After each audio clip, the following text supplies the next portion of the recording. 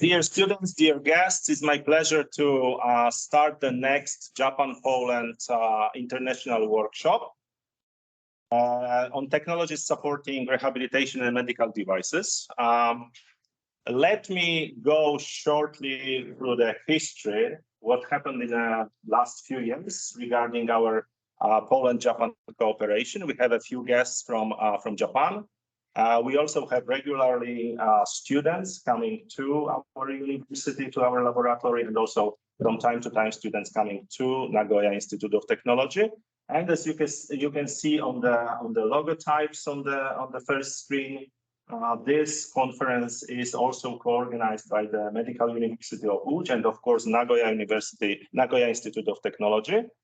With support this year with Live Care, our partner for neurorehabilitation. And also this meeting is also a so-called technical meeting of the Polish chapter of IEEE Robotics and Automation Society. So this is shortly for the introduction of the conference, and now the short history. We met Professor Morita several years ago on the conference Robot Motion and Control, ROMOCO, which is still organized in the Poznań University of Technology. And the first visit of Professor Morita in our laboratory, as you can see, was in 2017. And it was the very good chance to cooperate between professors, students on different subjects, not only medical devices, but also, as you can see, mobile robots, because part of Professor Morita and Sato laboratory, especially led by Professor Sato, is about mobile robotics in general.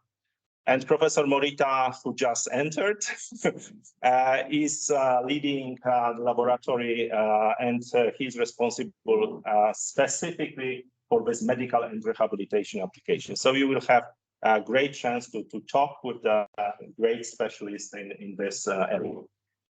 So this is how it started with the visit of Professor Morita in 2017.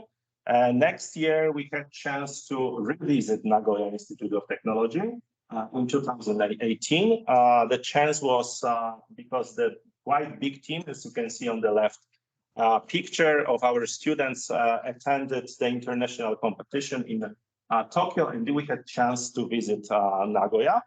And as you can see, I had a chance also to meet with rector of the university, and talk about cooperation and, of course, about regular meetings. So revisit of Professor Morita came very soon in the end of 2018. And we continue our regular seminars. There was also a chance to meet, as you can see, with the pro-rector of that time for the science, as I could remember correctly, and we signed the memorandum of cooperation. That was also the chance in 2018 to tighten cooperation between our university and Medical University of Łódź. We have our guest professor Elżbieta Miller, who is also on the picture on the right-hand side. And our Japanese guest has had a chance to visit also the rehabilitation ward in the Jąszer Municipal Hospital in Łódź. Then what happened next? Dr. Igor Zubrycki, who is organizing this year conference, had a chance to visit Nagoya again in 2019.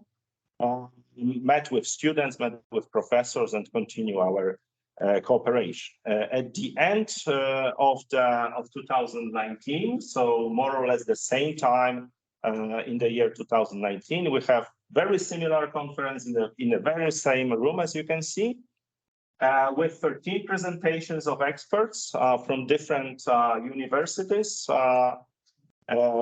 including medical doctors, rehabilitation specialists, also engineers from our university and also from Poznań University of Technology.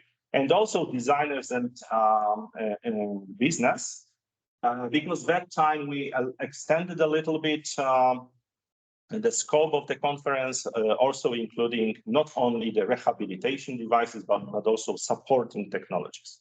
And then we had also the poster session with 10 presentations of students, coming mostly from the student associations from our university and also from Medical University of Łódź. We also had practical visits in our laboratories and also in the Yonshire Municipal Medical Center, which we will also offer tomorrow. And then in 2019, that was also not only the conference, but we also held the guest lecture of Professor Morita. As you can see on the pictures here, we had quite a large group of students, and we also continue this idea with the guest lecture tomorrow. So as you remember, you are invited tomorrow at 10 o'clock for the guest lecture of Professor Morita, just in the same room. Then we had 2020, of course, the lockdowns, everything was closed, and I think that Japan was even more severe closed than Poland and Europe. And so in 2020, we had no chance actually, but we learned a lot about remote connections and remote communication. So the next year, 2021, we had the hybrid conference. So you can see the screenshot, and it was held both in Poland and Japan, not only Łódź and Nagoya, but also Tokyo. I was actually opening that conference from Tokyo being on the quarantine. So that's the possibilities of technology, but also some problems, of course, related to health issues and the global situation. But as you can see, technology can help in different areas. So this is how important it is to continue this conference showing the technology support for medicine and rehabilitation. That time we had, as you can see, 10 presentations from Nagoya Institute of Technology, Poznań University of Medical Sciences, Medical University of Łódź, and of course our alma mater. This year, the beginning of this year, or the mid of this year, April to June, Dr. Zubrycki had a chance to Professor Morita again in Nagoya, not only resting on the nice bench, but also working hard in the lab, teaching students, showing some technologies and possibilities. And this time, actually, starting from October, we are hosting the visit of Yu Choki, who is student of master students of Professor Morita, and who is doing some research also in collaboration with some of our students. So talking about this particular event, we are focusing on technologies supporting rehabilitation and medical services, and especially for post-stroke patients. So you will see 14, as I could count correctly, presentations coming from different universities, including medical universities and technology universities. And also we will have the presentation of our business sponsor, LiveCare, who is a partner for neurorehabilitation. And of course, the matter of our conference is to strengthen the collaboration between both medicine and technology, but also different universities in different countries. So probably 13 or 14 presentations. 14 presentations. So this is what will happen in 3 sessions today. And tomorrow, especially our guests will be visiting labs in our university. Then at 10 o'clock, there will be plenary session of Professor Morita, the guest speech. And then have some collaboration talks and also possibility to visit a rehabilitation part led by Professor Miller in Yonshu Municipal Medical Center. So again, welcome very warmly in Łódź. This is to our guest from Japan, and welcome to our conference. So I can officially open it. This workshop, as you can see, is partially supported by Leafcare. This is a technology partner for neurorehabilitation, and also partially financed by the LEADER grant, which is actually led by Dr. Zubrycki. So have a nice discussion, have a fruitful conference, and also nice visit in Poland and in Łódź. This is for our guest. So please continue.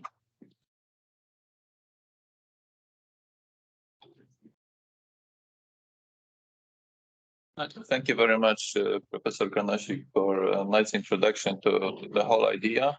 I asked Professor Granasik for this presentation because we are trying to make this collaboration even stronger.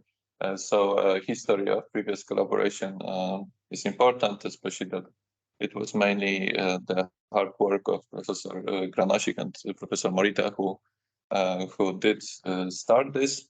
I'm continuing this now for this. I must say it is quite hard work, so I'm really happy that the previous years were led by Professor Granasik. We will have sessions. This is a hybrid conference, so some of the sessions will be using Teams. If any of you want to have the Teams link, Tomasz Smash can provide this. And we are recording this conference for other people who couldn't come at this time to meet. We will start with sessions from our Japanese participants, particularly that some of them will be logging from Japan, and the time difference is kind of big. Because of that, we didn't want them to have overwork. I think they have enough of this. So we will start with the first session presented by Professor Morita. And this will be about preliminary study on discrimination of cognitive decline using the IWACA device. So we hope, yes, you will be using the Teams, like so. Maybe I will. I have to share the screen. But if you are using the Teams, you can just share the presentation. It will be working correctly and still will be visible on the screen. Yes, I can do this. Just to use the Teams for sharing the presentation. But I think you can still talk with the main mic. Yes, definitely, because the main microphone will be working good for everybody in Japan to listen. Okay, yeah. So I will just say we can.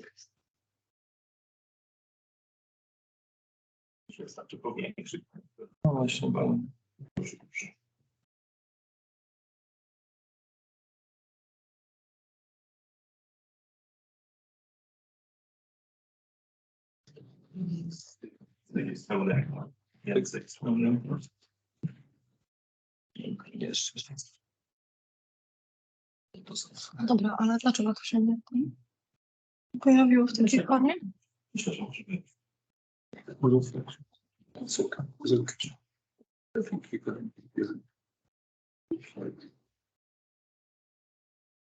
you want, you can sit also. Okay. Because microphones are on the table.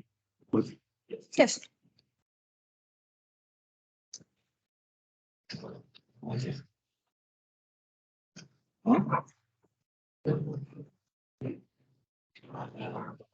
This is what the audience sees. Supposed to see it this way, actually. Okay, good morning, everyone. My name is Yoshifumi Morita. I'm working at the Department of Electrical and Mechanical Engineering at Nagoya Institute of Technology, Japan. I'm very happy to be here, and I'm as one of the organizers of this workshop. I'm very pleased to be able to hold workshop online, offline. face to face. It's very happy. And I would like to express my deepest gratitude to Professor Granosik and Dr. Professor Mira and Dr. Igor. Thank you very much. And let's start my talk. The title is Preliminary Study on the Discrimination of Cognitive Decline using the iWalker device. First of all, the situation and my motivation, the number of people over 65 years old with dementia in Japan is estimated to be about 6 million 2 years ago.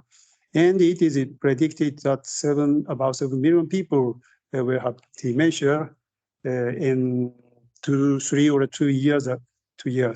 So treatment for dementia has attracted attention, and the clinical trials with mediation have begun in Japan.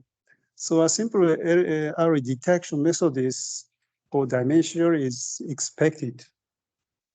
So against this background, we are currently developing the screening system for the early detection of dementia. In our previous studies, some of audience know iWalker. We developed a training and testing device, iWalker, for hand dexterity and skillfulness. Like this is iWalker. Just a moment.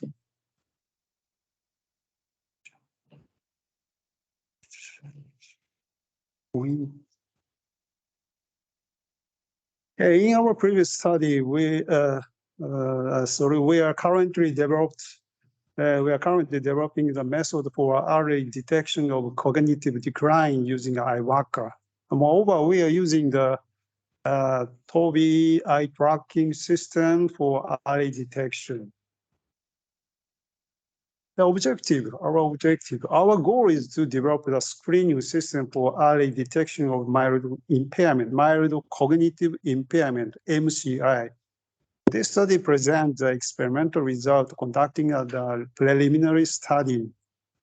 The objective of first experiment is to determine explanatory variables to discriminate between healthy elderly and MCI elderly using iWalker. The second experimental objective is to gain new insights, new findings into change in the pupil diameter during the iWalker manipulation task. Let me introduce iWalker briefly. This picture shows the iWalker. iWalker comprises an elastic body, grasping body, walker named Walker, a control box, iPad, and the iWalker viewer application. And this picture shows the children and adult walker. Children's walker is about two-thirds the size of adult walker. And this video, this is a video of iWalker being conducted by a user. Testing and training with iWalker involves the grasping of walker with a weak force and adjusting the grasping force to the target value blue line and target line in the range of 0 to 400 grams. This iWalker can measure the grasping force up to 500 grams, so very weak force. The user adjusts the grasping force by controlling the mainly flexor muscle strength, where the measured grasping force, red line, and the target force line, blue line, are displayed on the monitor. As Walker is operated by controlling muscle strength. Users should possess optimal motor, cognitive, and attention function.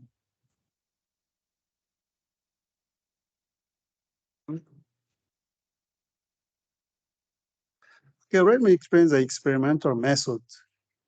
This figure shows the manipulation tasks where we create this curve by modifying the original manipulation task shown in the previous page. A new manipulation task comprises random task and repeat task. We are preparing the 5 random tasks, one of which is randomly displayed on the monitor, like this figures. Random tasks, 4 random tasks are different, and the repeated tasks are the same. Okay, experimental procedure are repeated 10 times, 10 blocks. Each block included 5 trials, and rest, 30-second rest is considered between the blocks to avoid fatigue of participant. And it takes 23 seconds for one trial, 100 to 15 seconds, 5 trials, and overall 30 minutes for one experiment, 50 trials, a little bit long time. Let me explain the analysis method. Analysis procedure includes qualification of AGF. AGF is the ability of grasping force, smoothing of the AGF score, evaluation of running. This picture shows the time history of target and measure grasping force. The AGF score are separately evaluated for random and repeat tasks by using this equation. These equations imply the mean absolute value of the error between the target and the measured values. Next figure shows the AGF score conducted 50 trials. With regard to smooth, we consider the mean value of five trials on the AGF score as one block. And last figure shows the mean value of 5 trials, the AGF score from first block to 10th block. On the basis of first block and the 10th block, we calculate learning ratio like these equations. The positive value indicates the presence of learning effect. The larger positive value indicates the higher learning effect. This table shows the participant information. 10 participants, each from MCI group and the healthy group, participated in this study. And the Peterson's definition was used to discriminate between MCI and healthy groups. And the result of experiment 1, this picture shows the running rate of random task and repeat task in healthy group. As you can see, the running rate of repeated tasks are significantly larger than that of random tasks. This picture shows the running rates in MCI group. As you can see, these values are different, did not differ. And in repeat tasks here and here, the running rate of repeat tasks in healthy group is larger, higher than that of in MCI group. So these results suggest the learning rate of 2 tasks can be considered as a candidate explanatory variables that can help discriminate MCI people. Experiment 2, we investigated the relationship between the AGF score and the pupil diameter during workup manipulation. pupil diameter related to the concentration. We focus on the concentration during IWAC manipulation. The participant, healthy elderly 1 and MC elderly 1, which are different from the first experimental participant.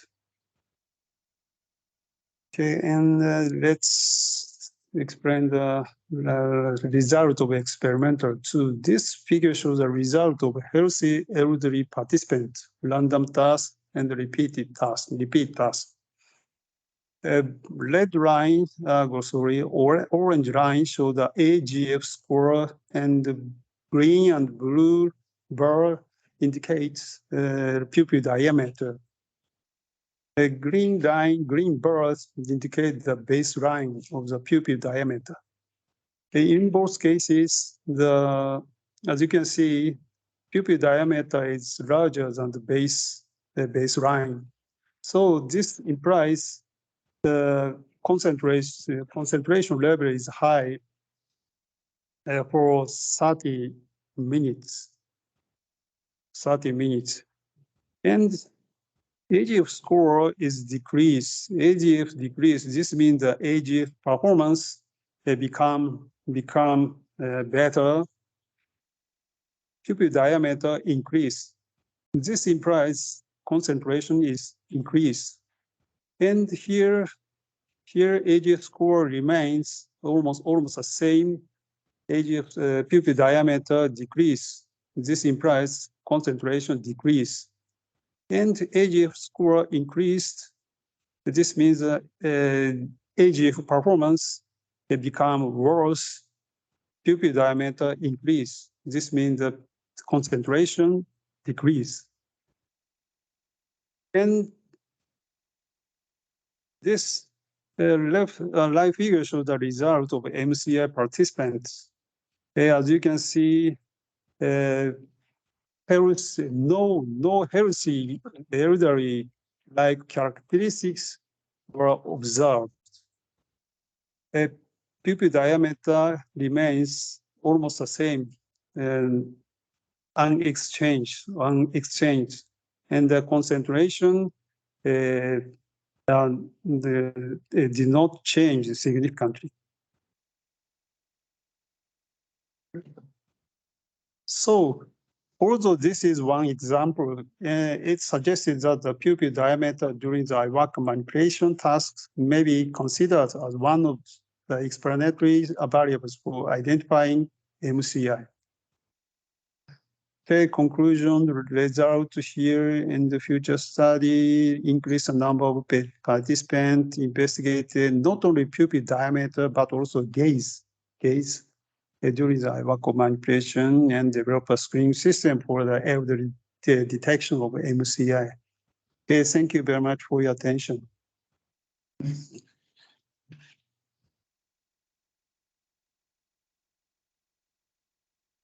Very much. We have time for a couple of questions.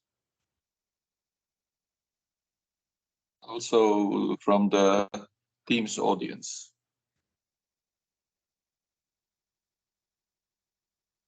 Maybe I will start because you have used the AGF score as the main base of the measures. Did you consider other measures based on the raw interaction data? So I don't know, for example, the raw signal during the training. You mean the raw data from the IWAC? Yes, instead of AGF score, to also predict the. Okay, AGF score, raw data. Just a moment. Okay, now is only the AGF score from the IWAC measurement. This picture shows the raw data measured grasping force. So only we consider the error between the target and the measured values. So from this data, raw data, maybe we can get a good information. But now is only AGF, only the error. So of course we have to maybe the frequency analysis and some analysis method. Usually, maybe the next time we consider the different analysis. Yes, thank you very much. So are there any other questions?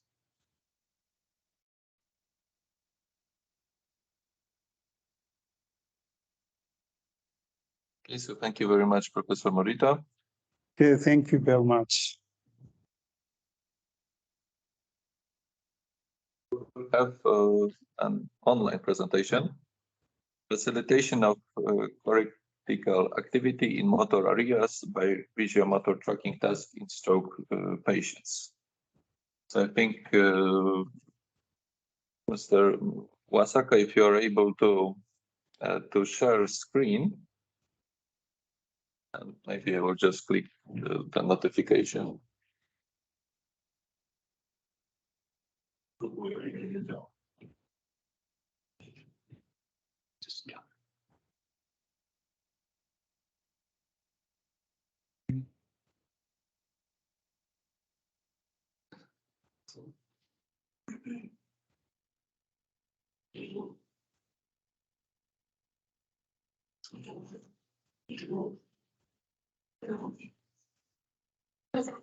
Okay, now I start sharing my screen. Can you hear or can see my presentation?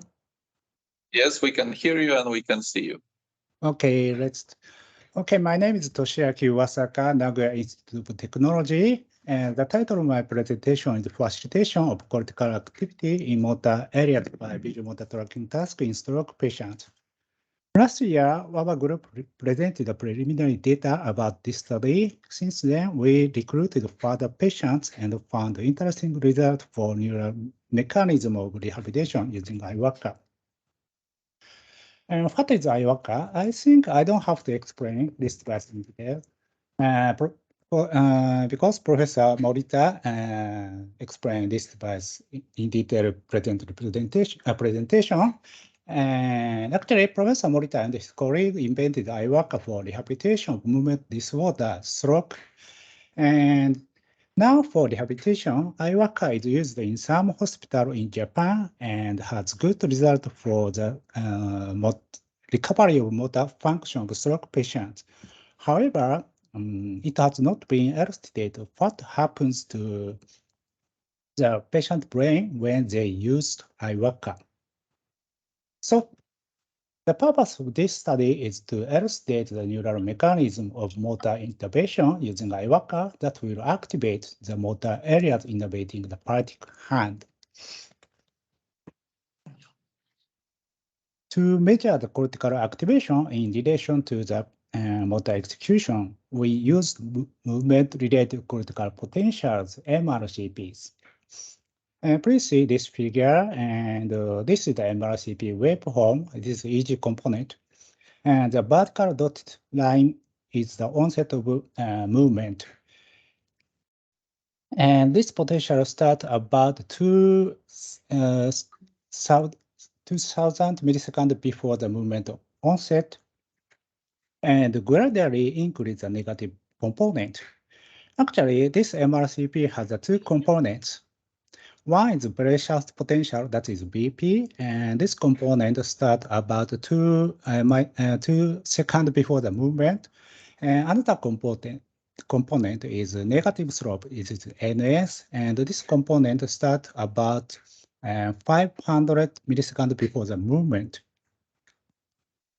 And please see this figure and right figure, and these two components, the generator of these two components is the generated in the motor areas, and one source is the primary motor cortex, and this is a left side view, and central sulcus is around here, and the location of the primary motor cortex in the anterior part of the central sulcus, that is Brutman's area 4.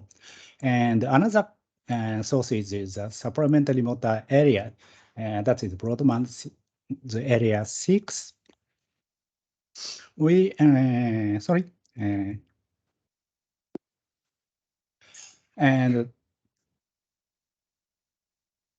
And we measure this potential before and after the movement intervention to evaluate the cortical activity.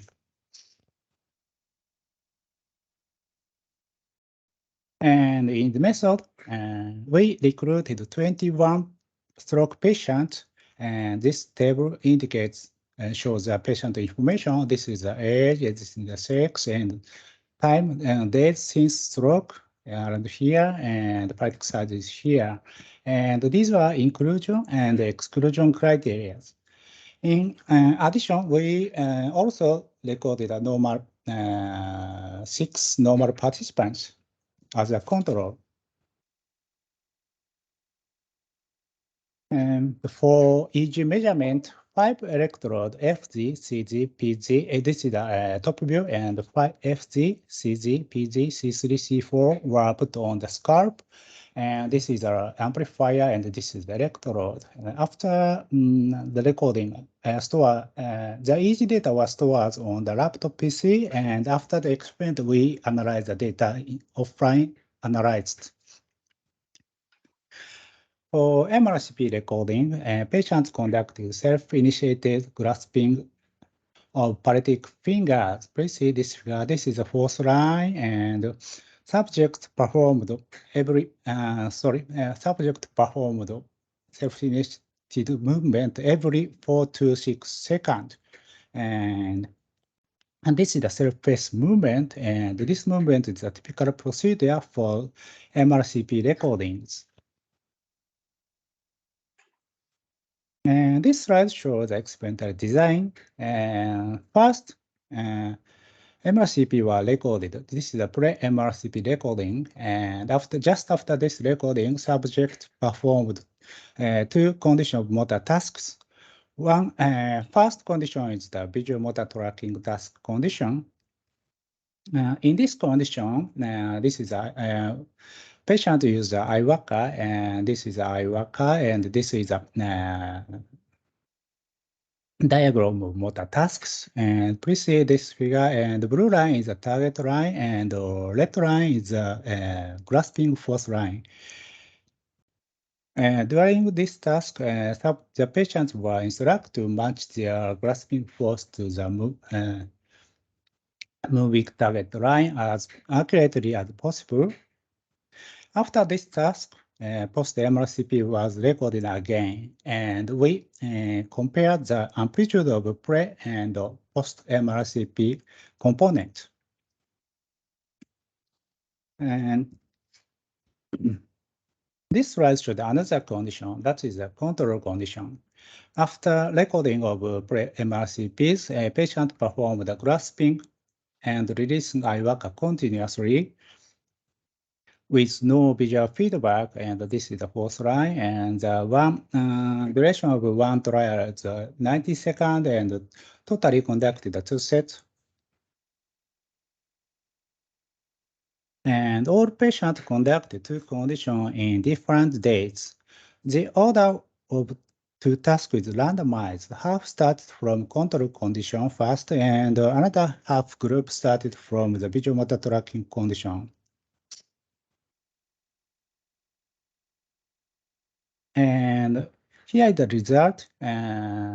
Actually, we recruited 21 patients, but reliable MRCP waveform obtained only 16 patients. So this is the ground average waveform in the damaged hemisphere in 60 patients. And please see these waveforms. And this waveform were obtained in the control condition, and the light blue line is the pre-MRCP recording, and the blue line is the post-MRCP recording in the control condition. And the left 2 waveforms were obtained in the visual motor tracking task, and pink line is the pre-MRCP recording, and red line is obtained in the post-MRCP recording. And as you can see, the remarkable changes were observed around here in the visual motor tracking task. So we compare the MRCP component, and that component is 2 components. One is this is the EMG onset, and one subperiod is minus 2,000 to minus 500,000 subperiod, and another period is minus 500 millisecond to the zero means that movement onset subperiod. And we compare this amplitude before and after motor intervention in each condition.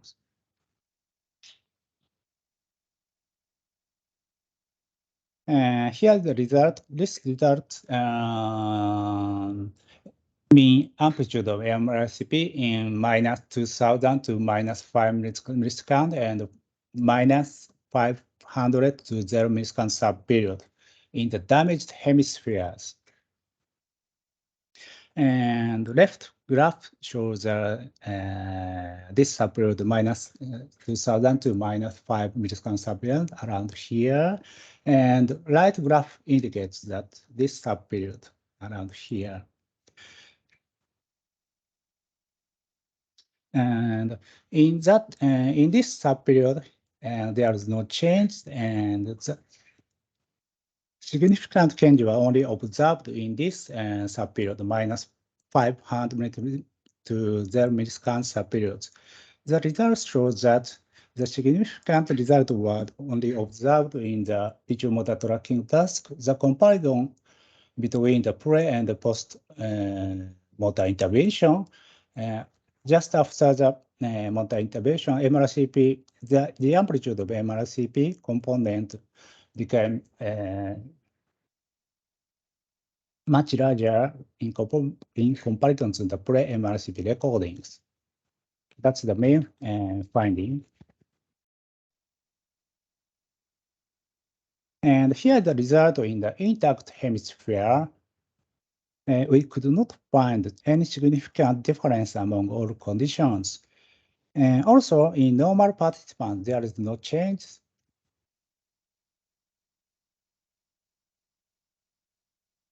From this result, in summary, in stroke patient, although the motor task for MRCP recording is same between two conditions, MRCP amplitude showed an enhancement after the IWACA visual motor tracking task intervention. So the difference of two motor intervention is the existence of visual feedback for precise motor control. So we assume that the integration of sensory feedback, visual and smart sensory information, and motor output induced plastic change in damaged hemisphere in motor area in visual motor tracking task condition. And this neural mechanism recalibrates motor function of paralytic hand. Okay, thank you for your attention. Thank you very much for your presentation.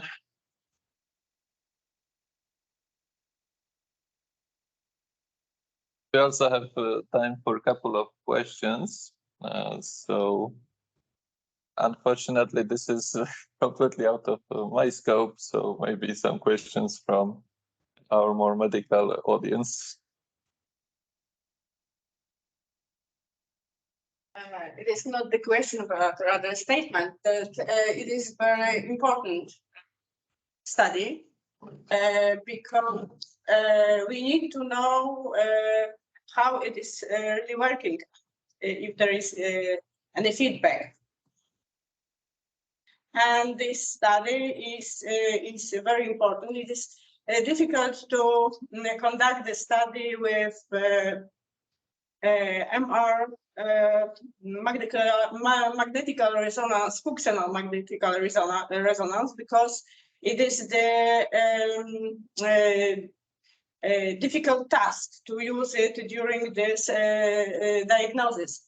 But this study is very important, but more patients are needed in it. But we can do also in Poland such an examination and compare the results. So another area for possible collaboration.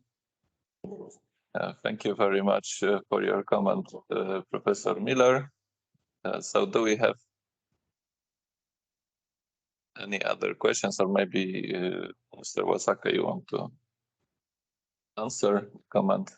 I don't know if you could hear it, because it was quite far from the microphone.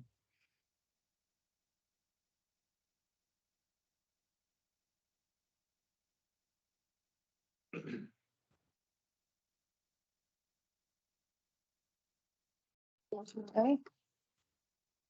Okay, so if there is no more questions, I would like to ask a question because I was interested in the shape of the task during the IWACA.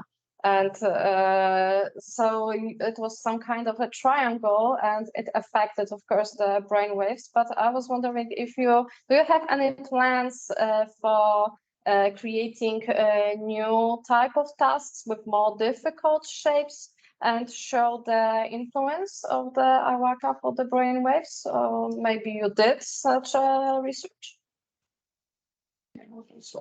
Like the camera, like that, so you will see the person who is asking the question. Are you asking the type of the movement using IWACA? Like,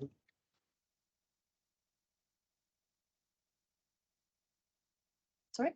Are you asking about the type of movement? Yeah, I'm asking about the type of movement. and in this experiment, we use only this stepwise target line. And are you asking that the difficulty, the control of difficulty using this task, IWACA task? And what was the difficult? I mean, if it was the easiest task for the people who could do the movement, or you decided that that's the movement, the shape of the movement is hard enough, or what was the idea besides the shape, the movement, or it was just the shape you decided that it's convenient?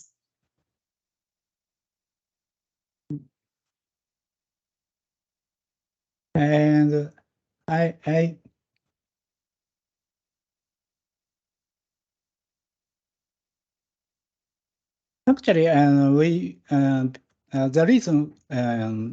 the reason why we use this movement task is that this task has many contraction patterns. That is eccentric, isometric, and concentric contraction. And I don't know.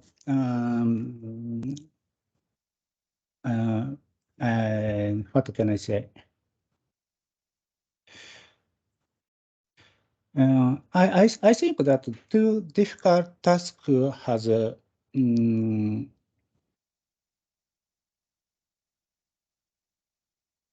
I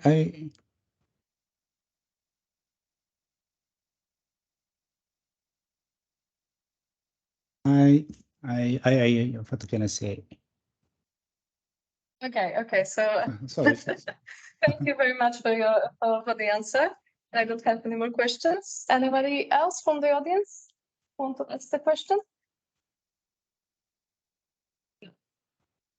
If not, we will have another presentation, at this time by a student who is currently in Poland for his exchange. But still maybe based here. And the presentation title is Relationship between Adjustability for Grasping Force and Cognitive Function using IWACA, and the presenter will be Yu Choki.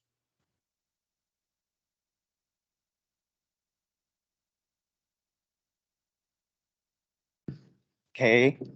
Hello, everyone. I'm Yu Choki from Morita Laboratory at Nagoya Institute of Technology. I'd like to thank you for giving me a chance to speak here today. And today, I'd like to talk about the relationship between adjustability for grasping force and cognitive function using IWACA. First, let me explain about AGF to introduce IWACA. In my home laboratory, we define adjustability for grasping force is the ability to control the contraction of hand muscles and adjust the grasping force, and call it AGF. For example, when you grip the paper cup filled with drinks or using chopsticks or write with pencil, AGF is needed. If your AGF is inferior, when you try to grasp a paper cup, you may drop it or you may crush it in your hand. And the AGF is an important ability in our daily lives. However, post-stroke patient can't do these motions because of decreasing AGF. To save these patients, we developed equipment for training and evaluating AGF and call it iWalker. iWalker mainly consists an iPad and walker. The red line shows the measured force and blue line shows the target force. When you grip the walker, the red line moves upward, and when you reduce the force, it moves downward. By adjusting force to match the red line to the blue line, you can train your AGF.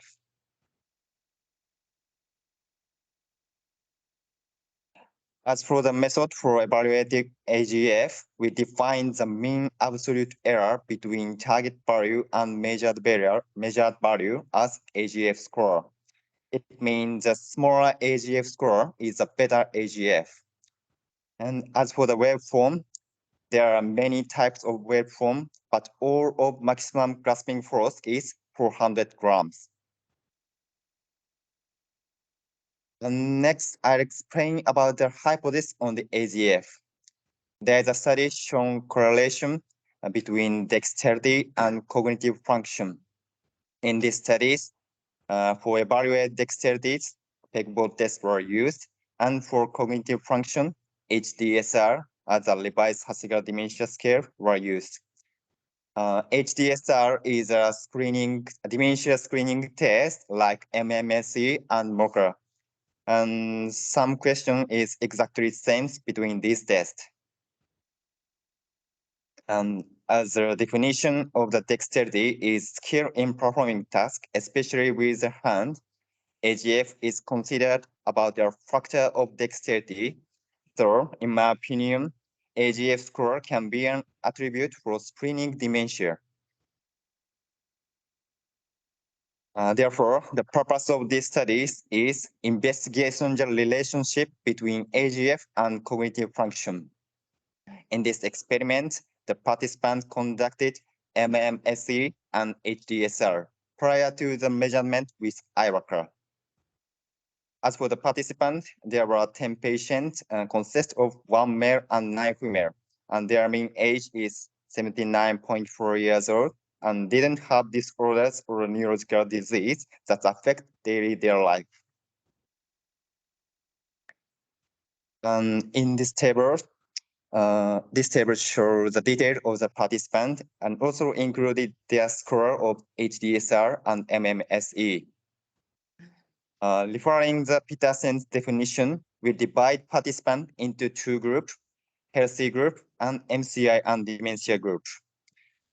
MCI and dementia group were consisted by participants with their MMSE and HDSR score is 27 or lower.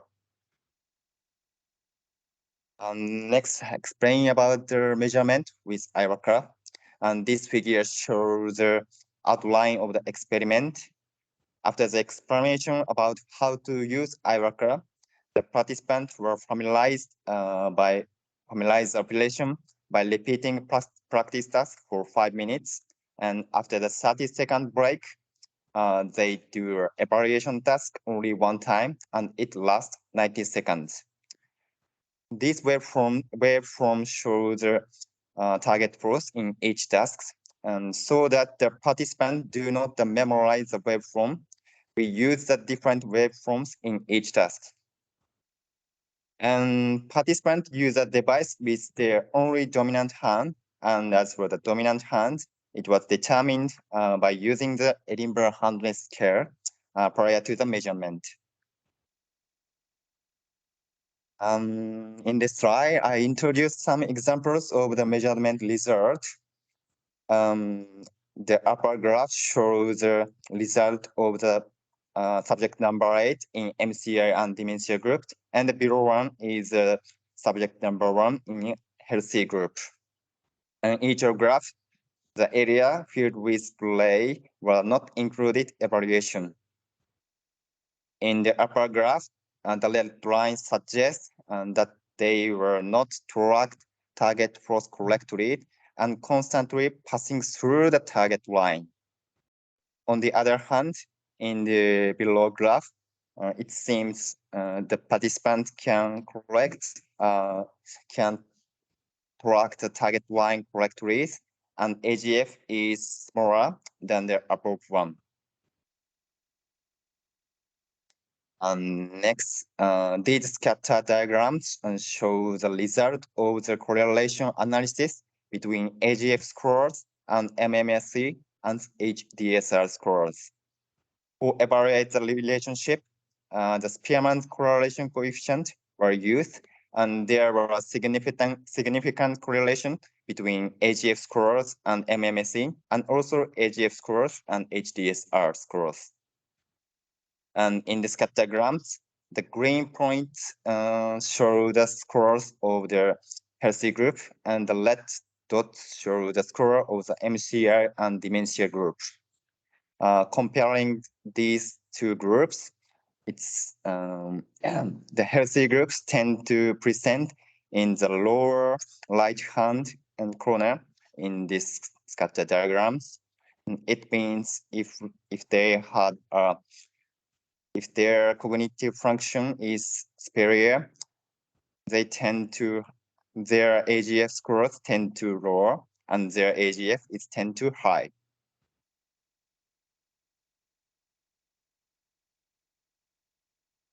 Okay, in this slide, I summarize my studies. And the purpose of these studies is investigation the relationship between AGF and cognitive function. As a result, I confirm the correlation between the AGF scores and the MMSE and HDSR scores. As a future work, I consider to use the AGF as an attribution for screening dementia. That's all. Thank you for your attention.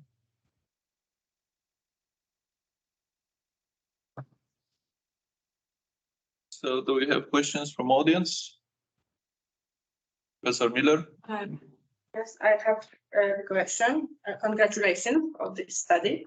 My question is, do you have any precise description of the population, this about 10% who take place in this study? Because another, the history, medical history of patients is very important. So diabetes, malnutrition, hypertension, and other diseases can also have an impact on the results. This is not only the problem of the neurocentral brain diseases, especially in elderly people. So together, control and study group should be very, very precise described with the medical history.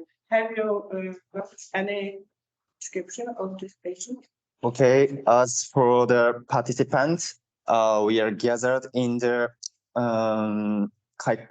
gathered from the Kaikokai rehab patient.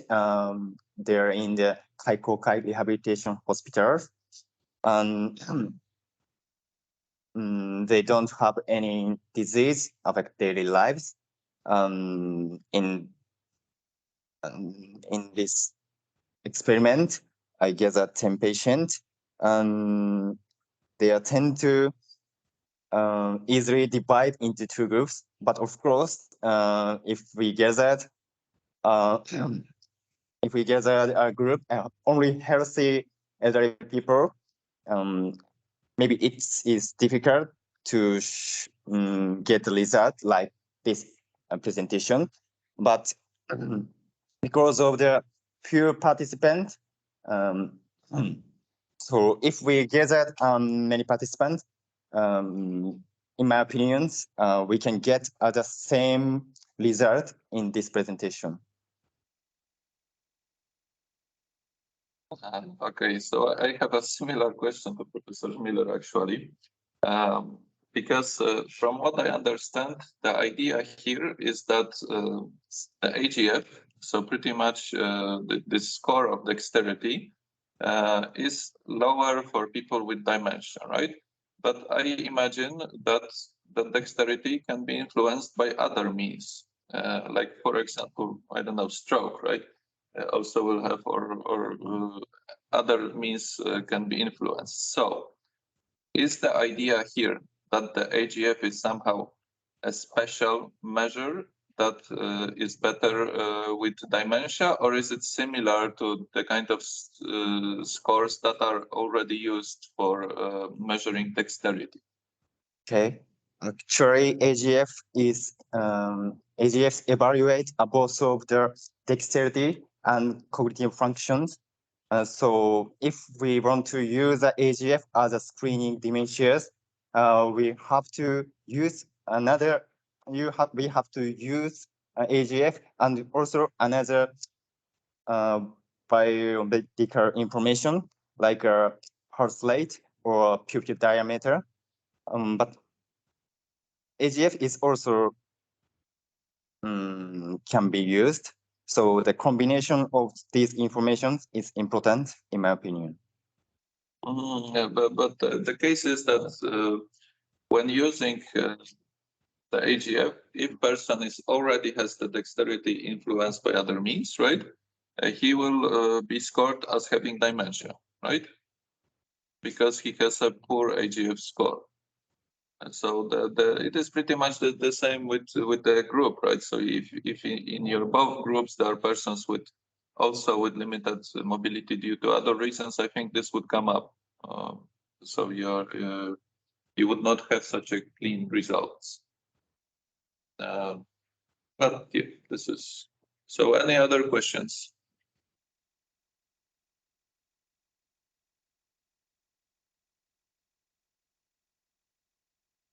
Okay, so once again, thank you very much. And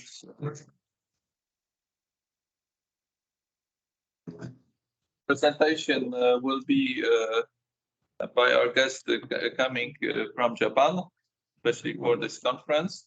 So a live presentation again by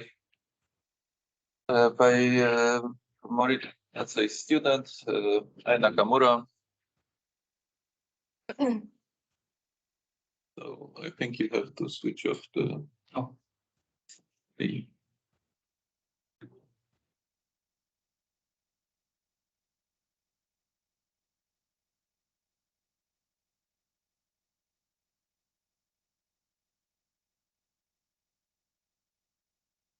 Sorry. We saw your presentation, but we lost it actually.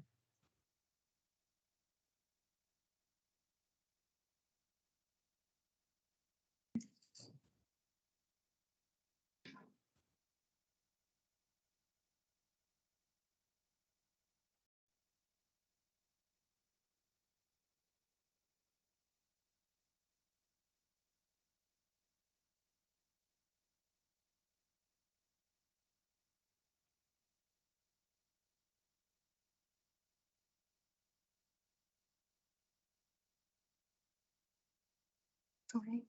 Okay. That's okay.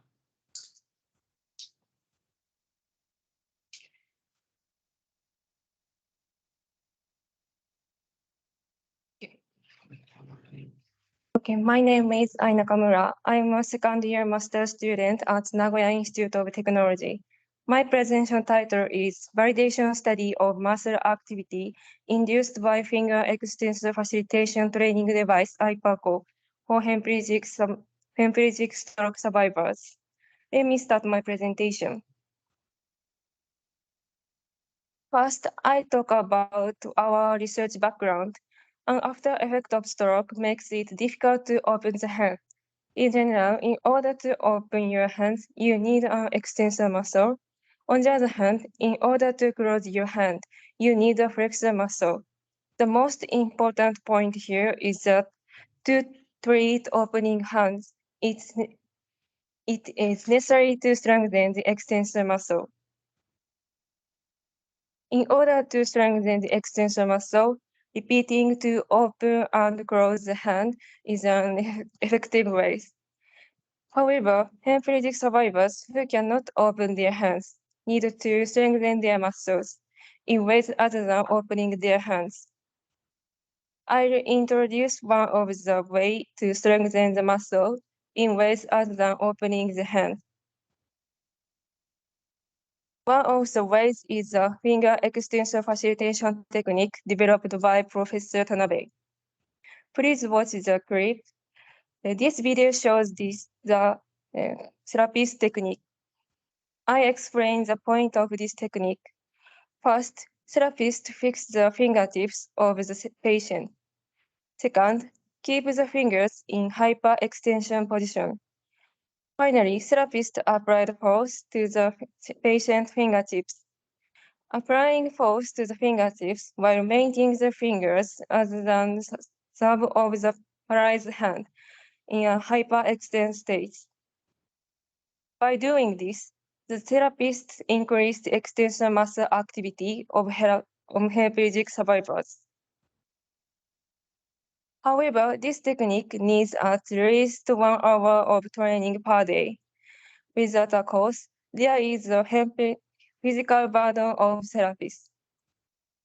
In addition, the number of therapists who can perfect in this technique is small. That way, there is a need for devices that imitate this technique. Therefore, we developed iParco to solve these problems. My next slide will introduce iParco. Please watch the pictures. This picture shows finger extensor facilitation training device iParco. iParc consists of a training, biofeedback, and a data acquisition parts. Next slide, I'll introduce the training and the biofeedback parts. First, I'll introduce the training parts. Patients fix their hands on the training part in hyperextension position, and the spring of the fingertips applied an external force to the fingertips. This part imitates key points of the therapist technique.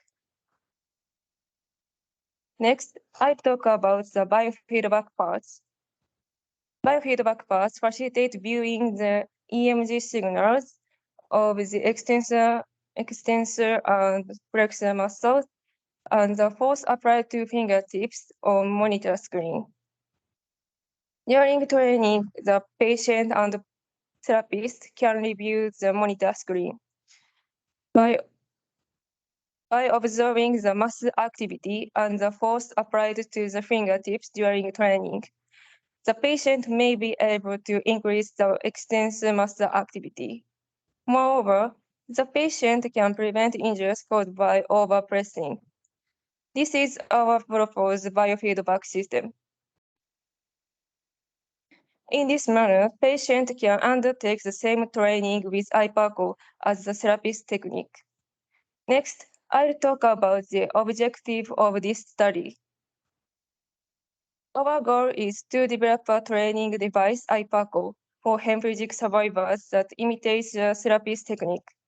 This study presents the experimental result conducted on 2 hemiplegic survivors using iParco. In addition, experimental objective is to verify the effectiveness of iParco by comparing the muscle activity of the therapist technique with that of iParco. Next, I'll explain our conducted experiments. First, let me explain the experimental purpose. Purpose is to evaluate the extensor and flexor muscle of the therapist technique and iParco.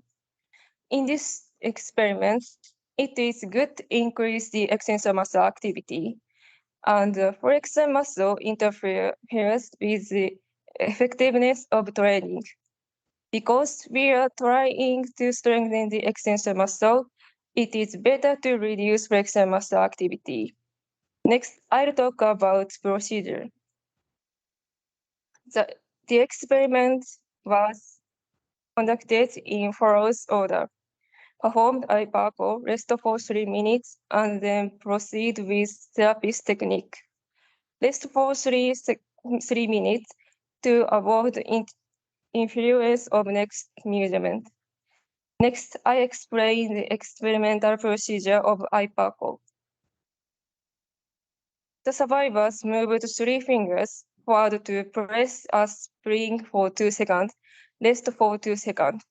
This timing was indicated by metronome. We decided this timing based on the therapist technique. One trial consists of these 4 seconds, and a set of 10 trials was considered one set. The survivors performed one set each of IPACO and therapist technique. And the force of the fingertips is 15 newtons. This force was determined by checking the survivors' EMG signals displayed on the monitor screen. Next, explain the experimental procedure of therapist technique. The survivors moved 3 fingers forward to push for 2 seconds. We rest for 2 seconds. This timing was indicated by metronome. The information of participants are as follows. Next, I'll explain data analysis method. In this experiment, the mean muscle activity is evaluated. The mean muscle activity is defined as that occurring during one period, excluding the first and last 0.5 seconds of the 2 second periods during the pressing action. In other words, it is mean value for 10 seconds. The baseline was the mean value during past 3 seconds, which was used for comparison purpose. Let me talk about experimental methods. Okay. First, evaluate method 1. I compared the mean muscle activity of therapist technique and that of IPACO. I consider similar or higher level of mean muscle activity of training to be effective. Evaluation method 2. I compare the ratio of the mean activity of the extensor muscle to that of the flexor muscle, REF. REF of IPACO was normalized by REF of the therapist technique. REF is shown here. It is better to the extensor muscle activity and reduce the flexor muscle activity. Therefore, the smaller the value of Therefore, the smaller the value of REF is better. And normalized REF is shown here. I believe that REF should be less than 1 because less flexor muscle activity is better. The next slide shows results. These are shown the results of experiment. These figures are shown the mean muscle activity. Blue is extensor muscle activity. Gray is flexor muscle activity. The left figure are therapist technique. Right figures are IPACO. The 2 upper figures are participant number 1. This is number 2. The extensor muscle activity of IPACO was greater than that with therapist technique. Next, please watch the figures in the left of slide. It is normalized REF. Orange is therapist technique, blue is IPACO. This is 1 because it was normalized by therapist technique, resulting in normalized value of 1.02 for number 1 and 0.83 for number 2. In both cases, these were able to obtain results that were comparable to those of a therapist. We confirmed improved extensor muscle activity in 2 participants who received IPAC therapy. Considering the applicability of IPAC therapy appears to be a suitable alternative therapy to therapist technique. This slide is the end of my presentation. First, I talk about the result of this experiment. One, our experimental results suggesting the extensor muscle activity of IPAC was greater than that with therapist technique. Two, I believe that IPAC therapy appears to be a suitable native therapist to therapist technique. Second, I talk about future issues to increase the number of hemiplegic survivors and conduct the same experiment. Thank you for your attention.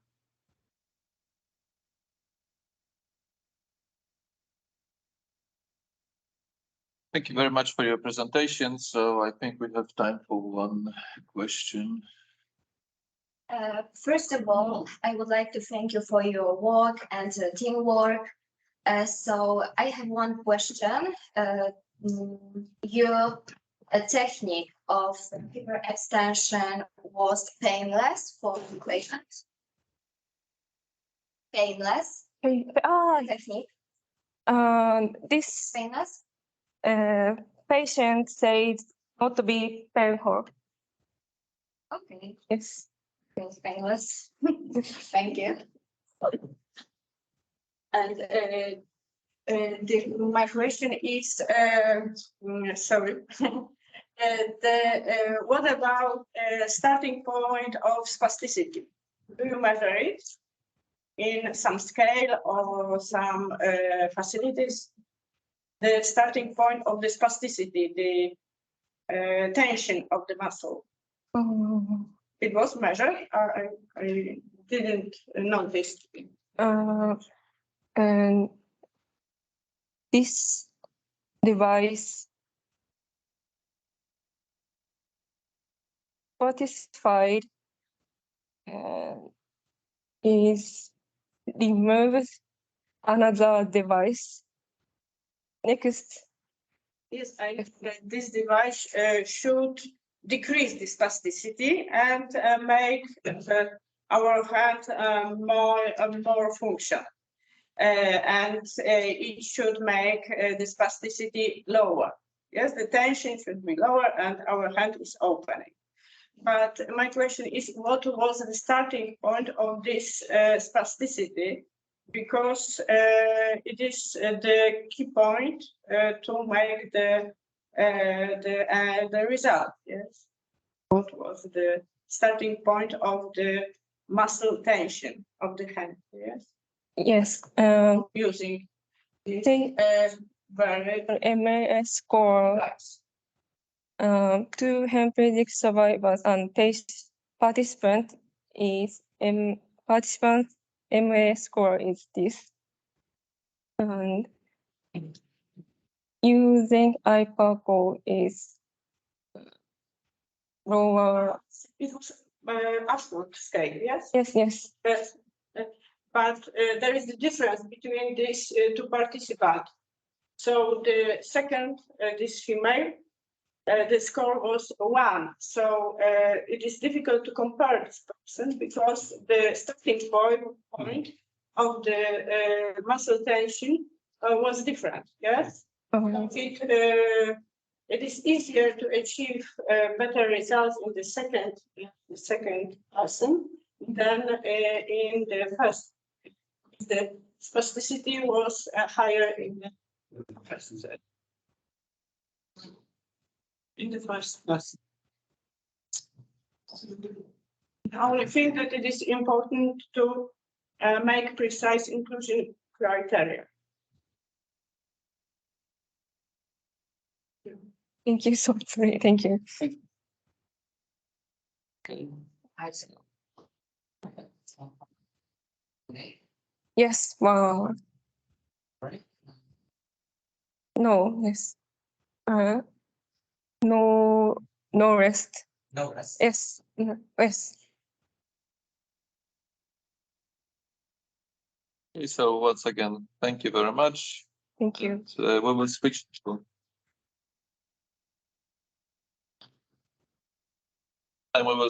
online presentation by our participant, Professor Kato on Japan. So he will be presenting about drawing feature analysis of clock drawing test towards easy screening for dimension.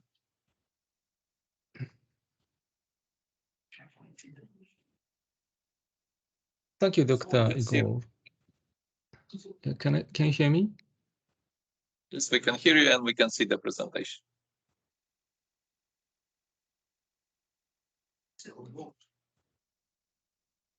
Can you show this slide? Yes, we see your presentation. Okay. Thank you. Thanks, Dr. Igor, Professor Morita, and all related people in Uch University of Technology for inviting me to such a nice workshop. My name is Shohei Kato from Nagoya Institute of Technology, Japan. In this talk, I would like to talk about drawing future analysis of clock drawing test in screening for dementia severity.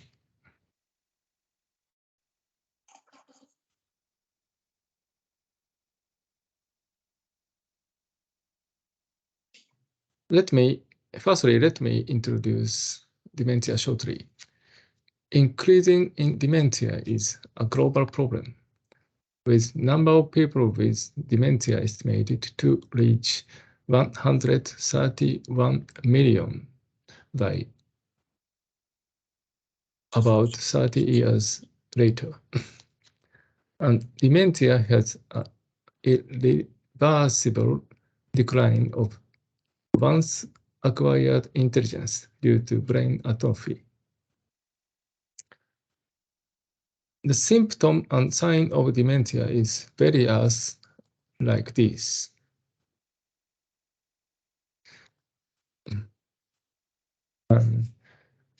In this situation, it's no doubt about the importance of a simple dementia screening method.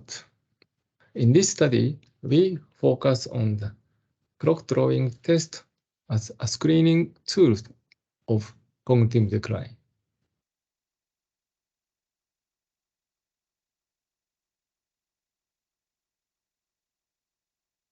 Clock drawing test, CDT, is known as a psychological test drawing a clock for a specific time.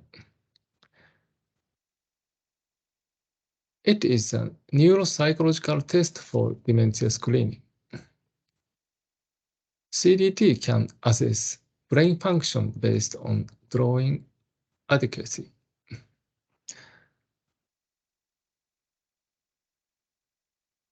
And many qualitative and quantitative measurement methods exist like this.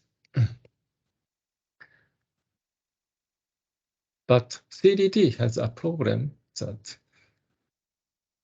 unclear about which drawing features are useful in determining the severity of dementia. And as you know, knowledge of drawing features that contribute to screening for dementia is important for efficient testing by not only professionals, but also elderly themselves.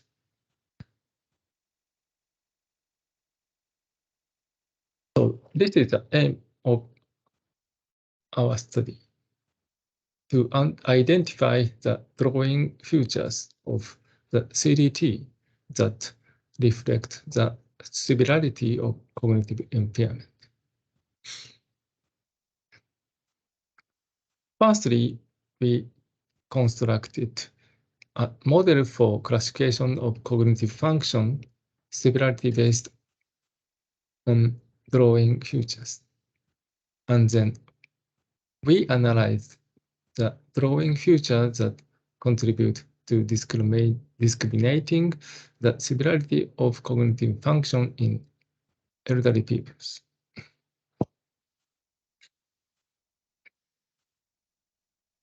In this study, a total of 80 patients who are admitted to Kaname Hospital in Nagoya, Japan for rehabilitation has participated. Firstly, we conduct group assignment using cognitive functional severity based on mini-mental state examination. COG as the cognitive impairment group, MCI as the mild cognitive impairment group, and HC as the healthy control group.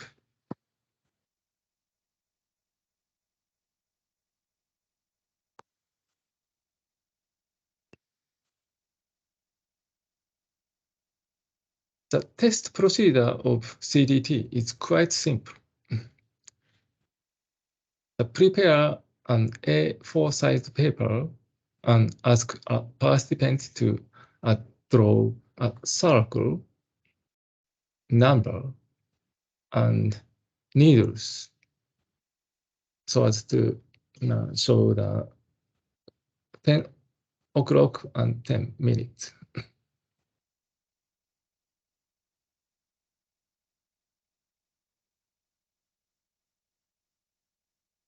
In this study, CDT data were measured by occupational therapists at admission. And we obtained this data from medical records. And about evaluation measure, we consider 14 items with reference to previous studies like this. And binariized by presence or absence of abnormality so as to acquire as much drawing future data as possible.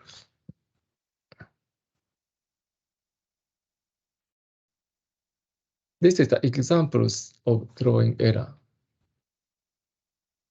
Stimulus bound response, a conceptual deficit, spatial and planning deficit, perseveration, upward bias, and misplacement of needle, and so on.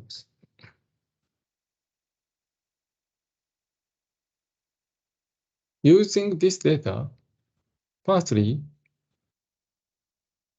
we separate CDT data into 3 groups, HC, MCI, and COG using MMSE score.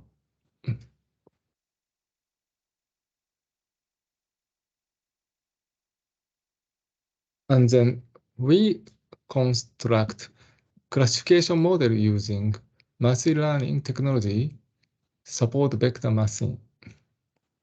At that time, we conduct statistical analysis for group comparison of participants' attribute with multiple comparisons and with significance level of 0.05.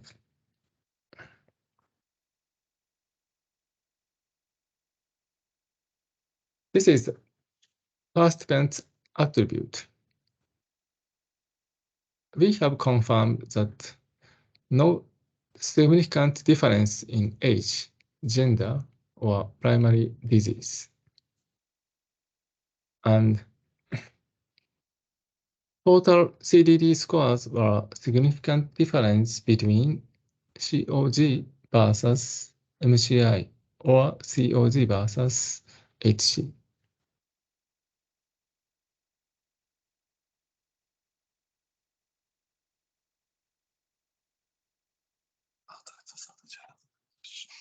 This is a statistical analysis of CDT results using Fisher's exact probability test between sub-items of CDT assignment and participant group COG versus MCI, COG versus healthy control, and MCI versus healthy controls. The results indicate that COG has significantly larger numbers of abnormality than healthy control in 7 features: 2A, 2B, 3B, 3C, 3D, 4B, and 6B.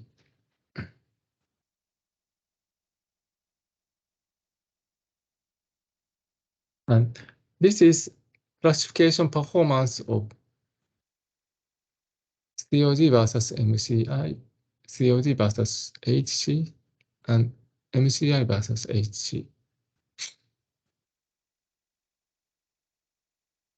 As a result, COG versus MCI by model with 5 features was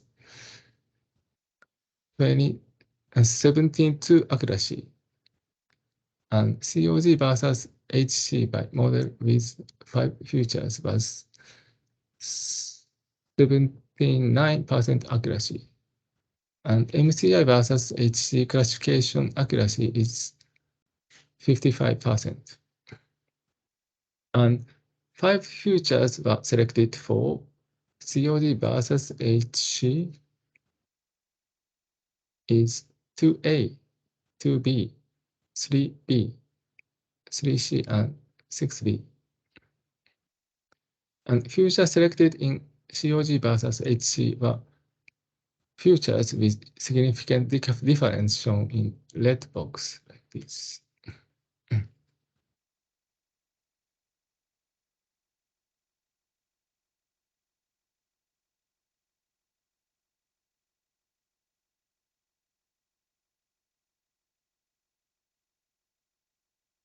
This result suggested that classification accuracy was 72% for the COG versus MCI and 79% for COG versus HC.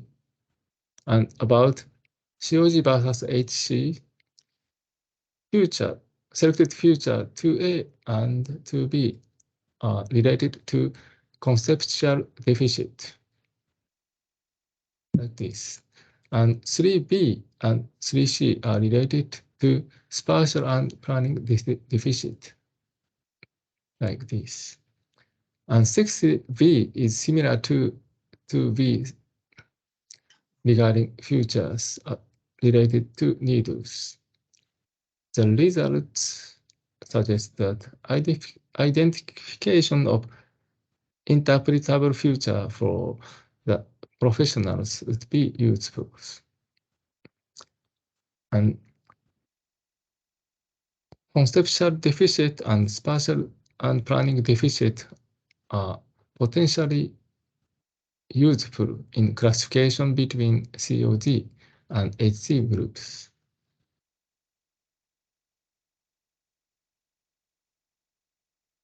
In conclusion, in this study, we have investigated CDT drawing features that contribute to discriminating severity of cognitive impairment.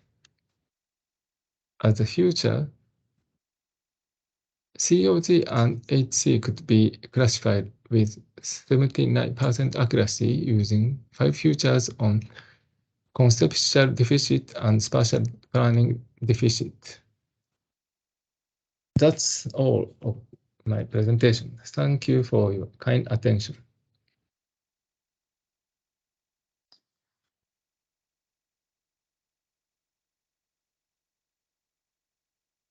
Thank you very much. So do we have questions from audience?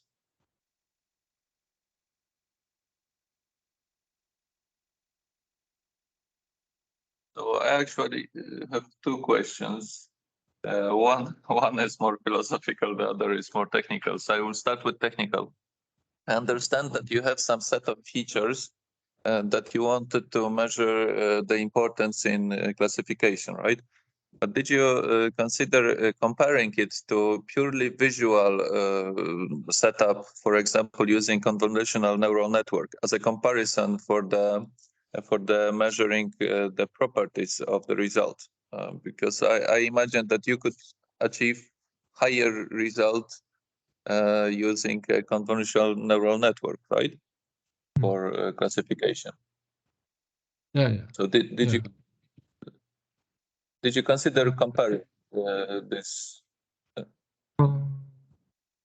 This research is at just the beginning stage of the plan. So actually, we didn't compare with another machine learning method like artificial neural networks, but this approach has characteristic that using explainable features of CDT test using like 14 features. So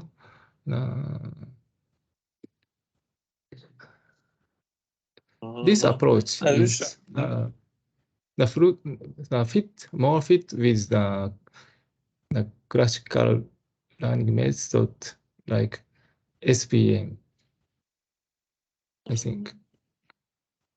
Sure, I understand. So my second more philosophical question is about the actual population ability of reading analog clocks. From what I understand, people, for example, now in primary schools, the ability of reading analog clocks is very poor. Like at least in some schools in the United States, only 20% of children understand how to read analog clock. So do you think that in future there will be a different drawing challenge?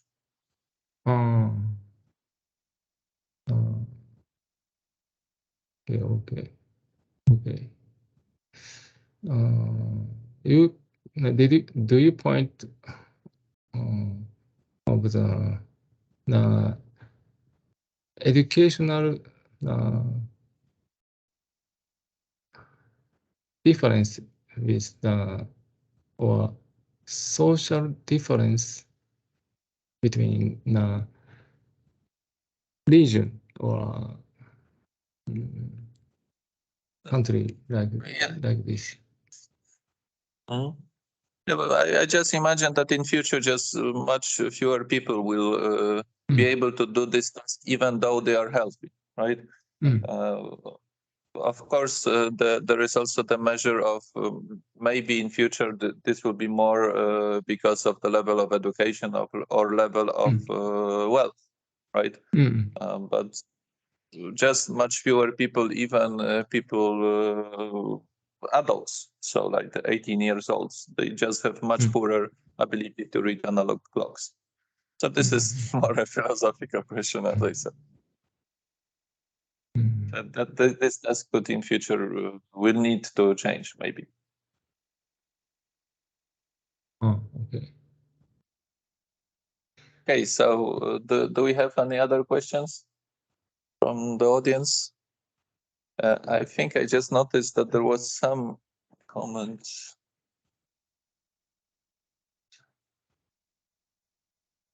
Maybe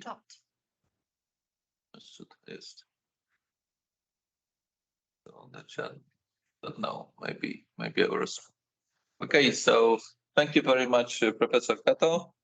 Thank you. With this we conclude the first round of our sessions, and I welcome you to our coffee break.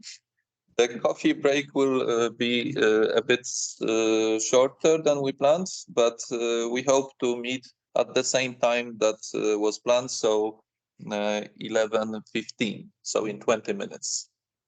Thank you. Also, presenters for the session want to add a presentation to the computer, so it will be easier to use maybe that one. Please do that during the coffee break. You can also check if everything is working correctly.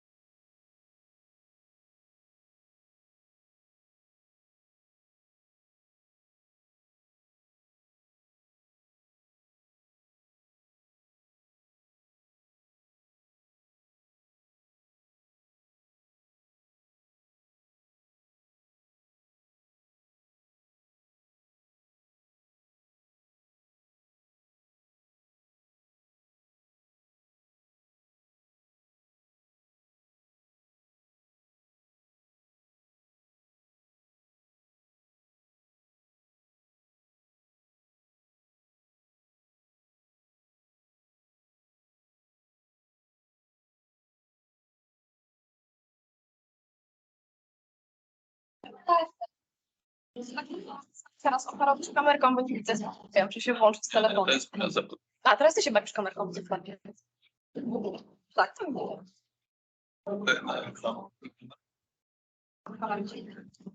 My kamerę. Teoretycznie takiej mam. No ty będziesz widzieć swoje, a to my będziemy widzieć.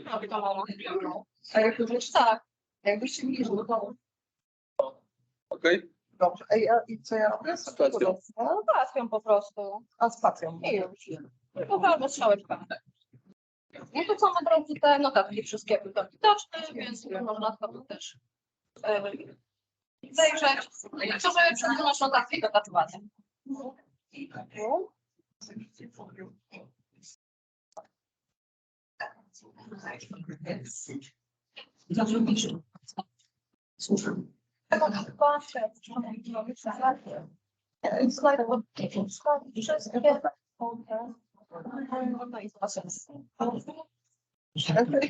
Znaczy dobrze?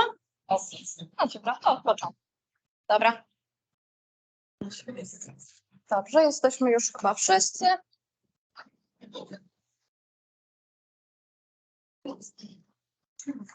Szanowni Państwo, witamy Was po przerwie. Sorry. Okay. My bad. Ladies and gentlemen, welcome after the short coffee break. I hope you had a chance to drink some coffee, and right now you are enthusiastic to listen to next session, next presentation. The second session will be started by the Professor Hoyan, and with the presentation called Augmented Reality Games as a Form of Rehabilitation with the Use of Biofeedback for Patients with Brain Tumors, a Case Study. Welcome, Professor Hoyan, and I'm very please happy to start. here. Good morning, everyone. I will show you the self-study of my patients with brain tumor. And we invite our patients to a new form of rehabilitation. Is cancer rehabilitation in augmented reality games, and I will show you my observation, my clinical observation. Because I'm medical doctor, not technological doctor, but therefore I show you my observation.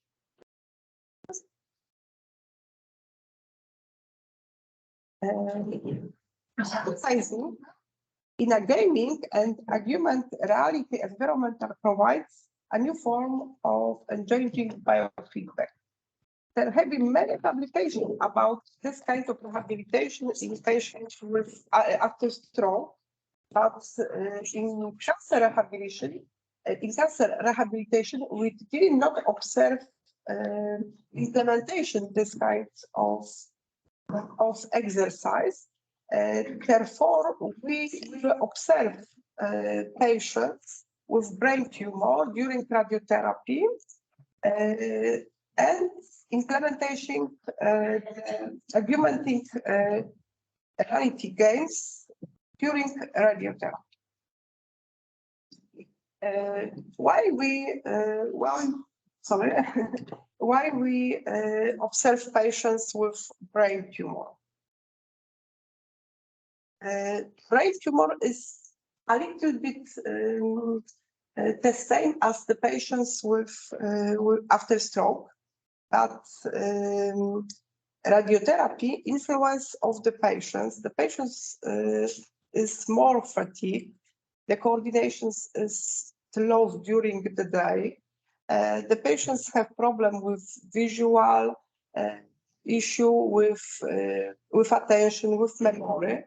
Therefore, exercise is recommended after 23 hours after radiotherapy, when the patient is after in very good condition during the day, more relaxed and in the better form. Therefore, we implemented exercise after 23 hours and after radiotherapy. Post assessed in our patients. We observe the hand grip strength. We observe the test type up and go, 6-minute walk test. This is the endurance testing. Functional independence measure. This is important clinical scale in patients with neurological disorders. And we observe the quality of life in patients using the questionnaire, the functional assessment of cancer therapy general for cancer patients and for brain tumor patients. And additionally, we will observe the fatigue levels in patients using the additionally questionnaire, the fatigue fact scale.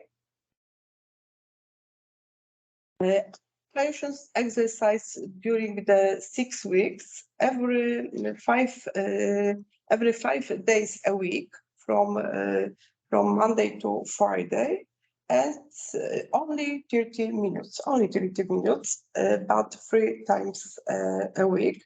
And what was important, he exercised with maximum heart rate to 60%. Why so low heart rate? Because the patients during radiotherapy have problem with bloating, with hypertensions in the brain. Therefore, we didn't recommend the strength exercise training, only the exercise with low heart rate. We used to this rehabilitation neuroforma devices. This is the station and enables exercise cognitive and motor functions, and as well as balance control training, as we show you. Here is the platform. Balance control training with biofeedback. I'm sorry.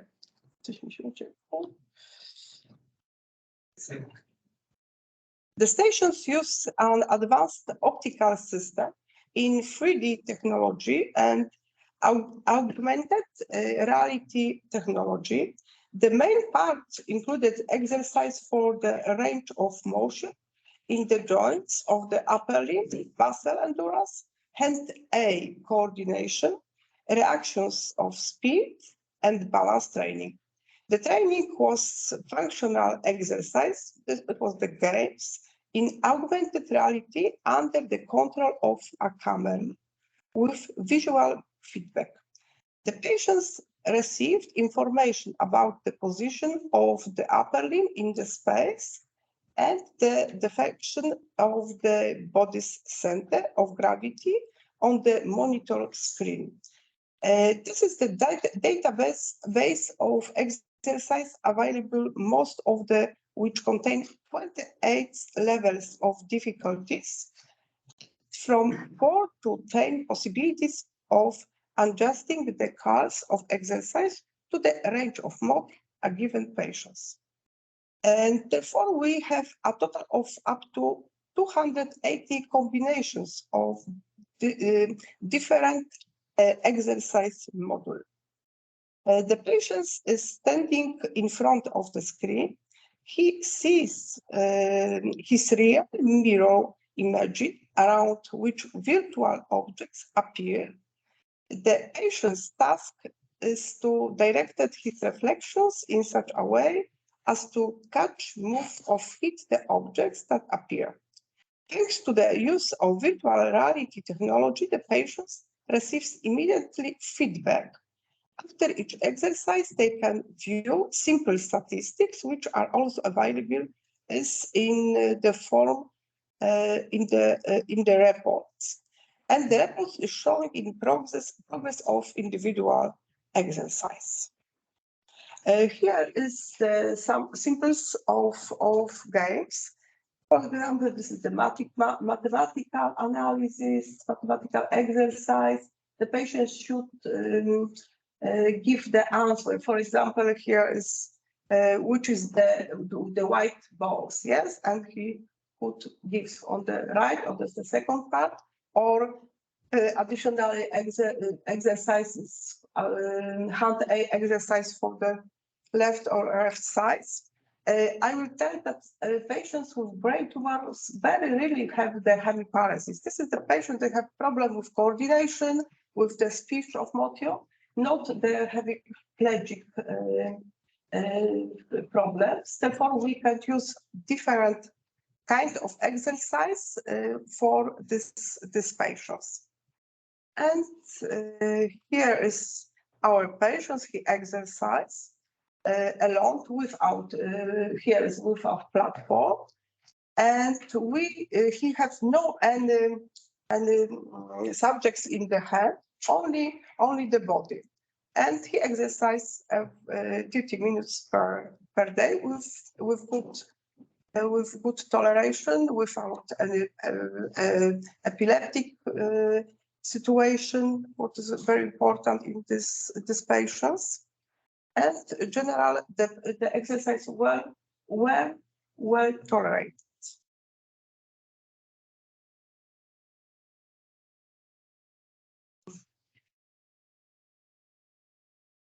We will observe, or what we will have observed in our patients after this kind of exercise.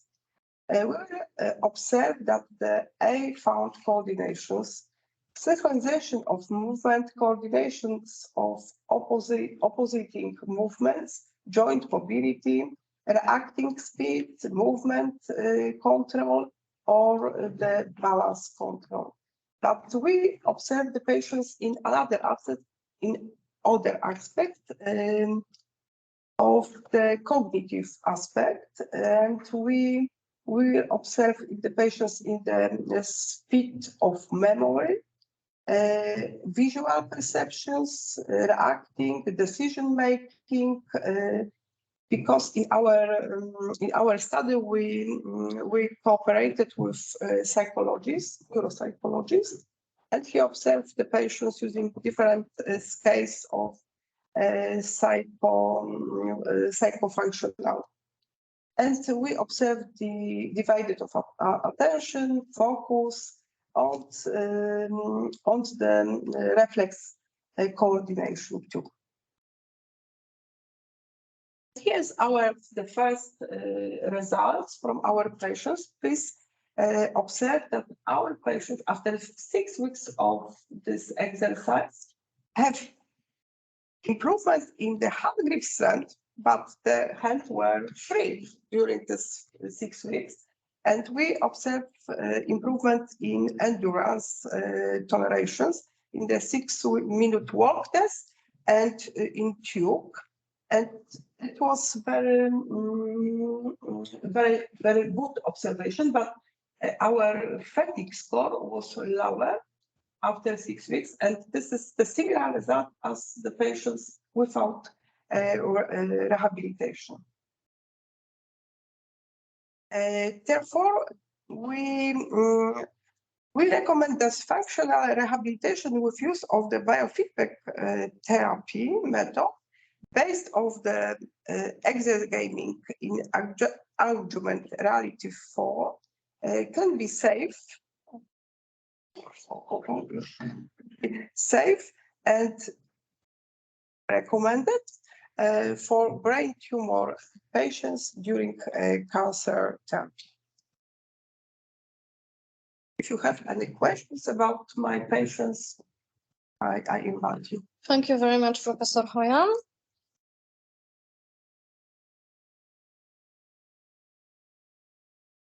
Discussion, are there any questions? Questions? Okay, here is a question. Okay.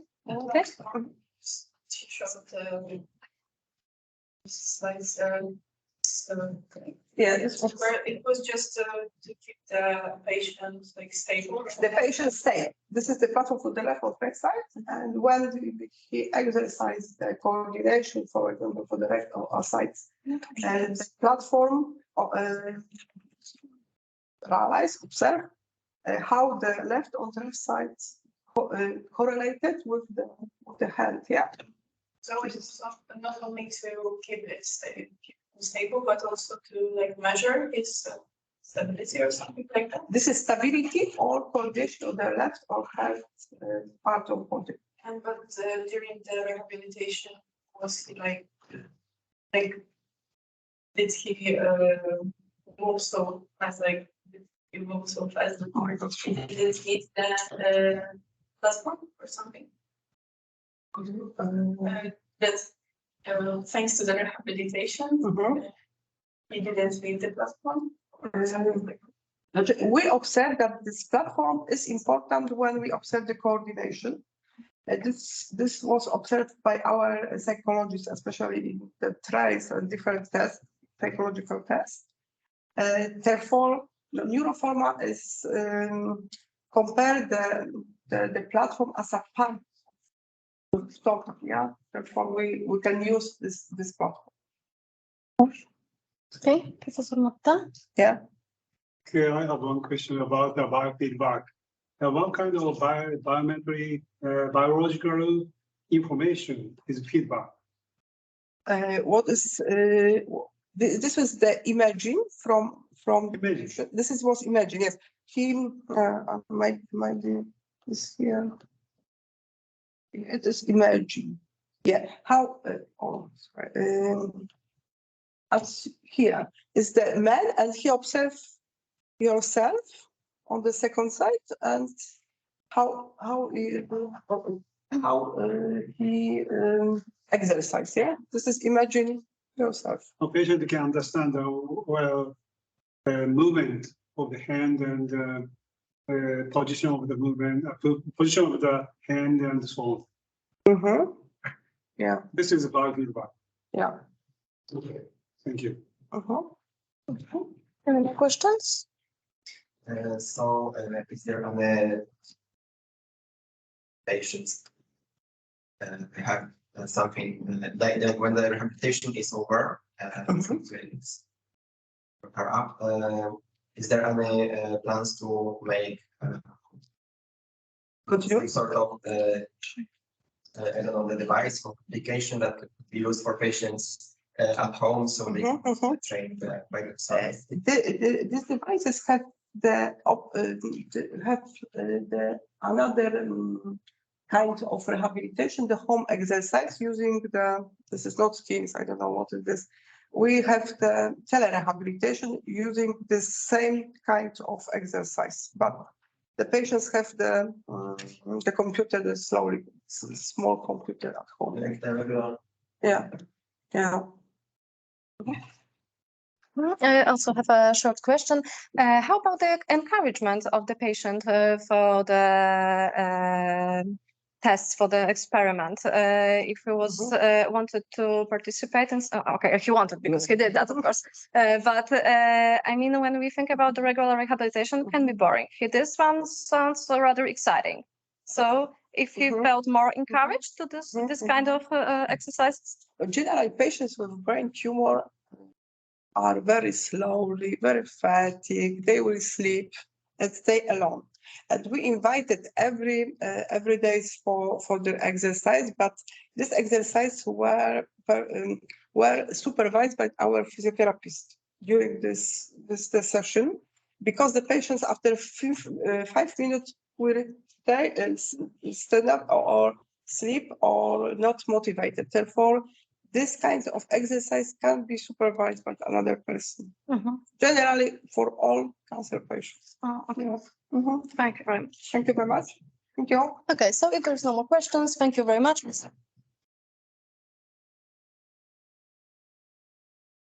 And our next presentation, EMG-driven rehabilitation robot as a potential tool for rehabilitation in post viral fatigue syndrome, and our prolongant will be Evan Fusk.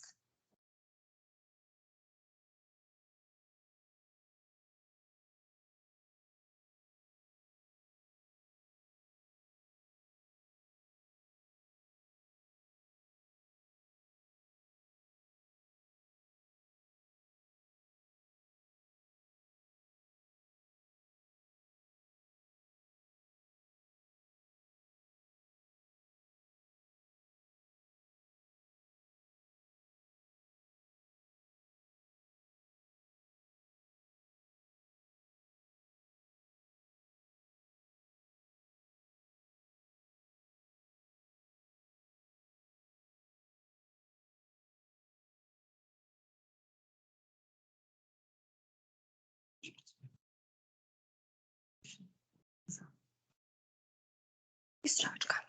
Spacją. Co jeszcze mam? Dobra. Dobrze jest. A, notatki?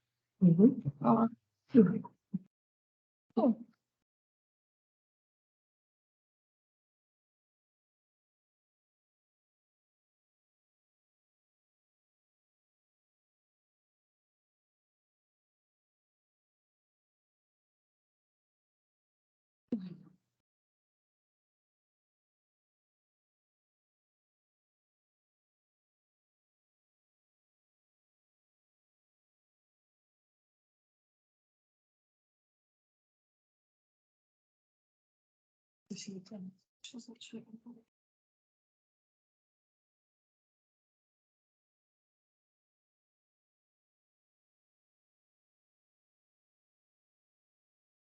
As always.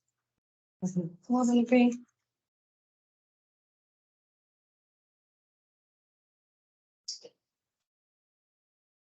Okay. And once again, because I clicked. Okay. Of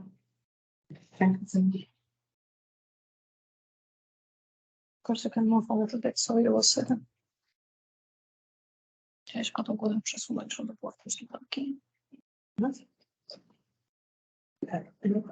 The topic of this presentation is EMG-driven rehabilitation robot as a potential tool for rehabilitation in post-viral fatigue syndrome.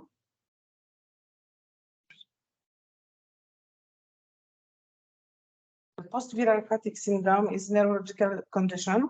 The divided of post-viral fatigue includes chronic fatigue syndrome and myalgic encephalomyelitis, with similar syndrome characteristic of chronic fatigue syndrome and amyloid encephalomyelitis, and with the clear knowledge about their pathogenesis and no consequences of term and medical treatment. Grouping these conditions under the definition of post-viral fatigue syndrome helps to facilitate research in this method. Fatigue syndrome is characterized by several distinct fatigue and other symptoms, including muscular, skeletal pain, sleep disturbances, impaired concentration, and headache.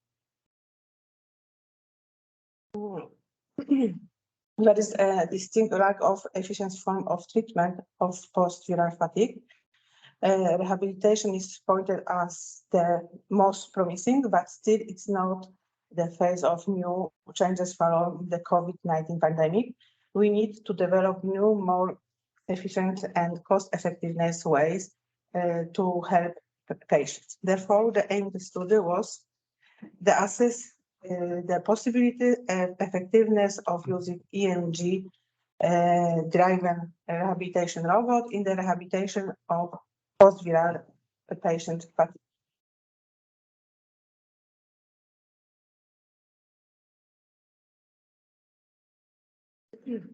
In view of the 30 patients, we measure massive fatigue and function changes before and after neurorehabilitation. In control, the neurorehabilitation supported by EMG-driven robot in intervention group. Now I will present you each aspect of the study protocol. In our study, the study will include 30 adults admitted in the impaired neurological rehabilitation unit. Patients were transformed to neurological rehabilitation unit from intensive care unit, where they were treated during several cases of COVID-19. Additional diagnosis of another active infection progress, plastic, rheumatic, metabolic, endocrine, cardiovascular diseases are conditions for which constant fatigue of typical, like diabetes or myasthenia gravis, constitute exclusion criteria.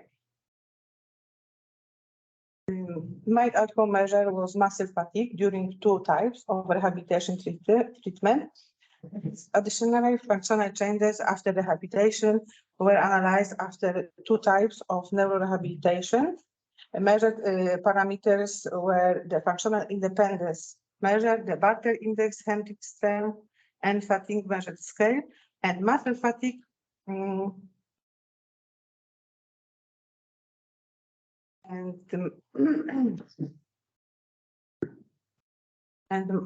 And muscle fatigue calculated from EMG measure of British bracket. Fatigue assessment scale is a 10-item fatigue questionnaire to assess fatigue and the general population. Five questions reflect physical fatigue and environmental fatigue. The functional independence measure is used to assess the patient level of disability and change in various status in response to rehabilitation or medical intervention. The Bartels index in the scale used to measure performance or activities of daily living. Hand strength was measured using hand dynamometer, and muscle fatigue data were given from the EMG rehabilitation robot regarding to work of the muscle of two-handed arm and means to the robot muscle fatigue assessment model. Isometric contraction tension based on the raw data export from the robot frequency analysis was performed using external software, handling isochronic force and EMG RAR activity surface signal analysis. Neurological rehabilitation first group, it's the control group. Neurological rehabilitation in both study progress group was carried out 6 days, 4 weeks, for 6 weeks using neuromuscular rehabilitation techniques such as proprioceptive neuromuscular facilitation and BOBAC therapy, exercise for movement condition and balance. With combined progressive endurance training. The patients in intervention group had this training for 75 minutes per day, and control group have this form of therapy for 120 minutes a day.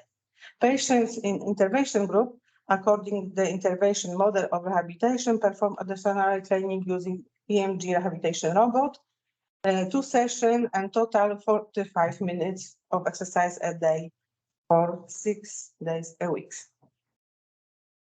Our result it shows EMG robot is especially designed to support the physiotherapy and neurological patient with muscle weakness. It's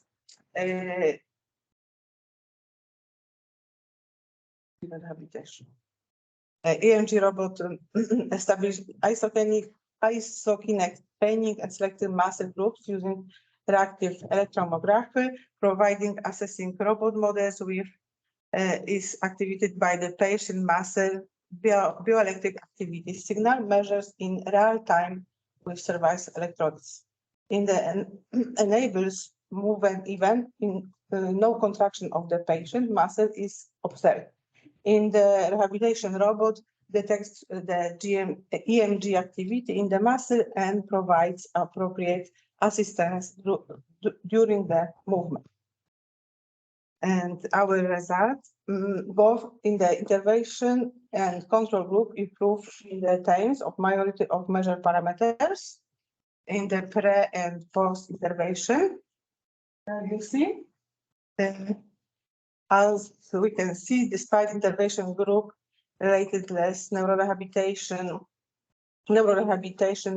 which was fed by robot, exercise improvement in both groups was similar and there are no significant statistical differences between groups regarding those changes.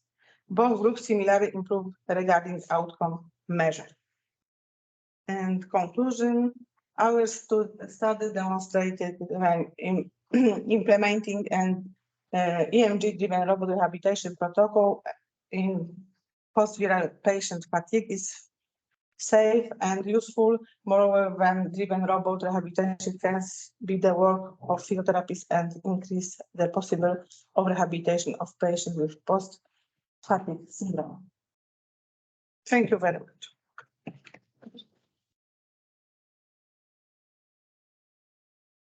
Okay, so we are waiting for the questions. Okay, there's a question. What was the approach of patients to the robot compared to robotless therapy? Robot EMG show how muscle contraction, how muscle work, and better help during when muscle is flexion, and a robot gently helping. When patient is healthy, it's less helping. So it depends on the patients. So we touch the patients. Of course, we can help patients, but it's also robot is more. Yes. Okay, thank you. Thank you very much. Okay,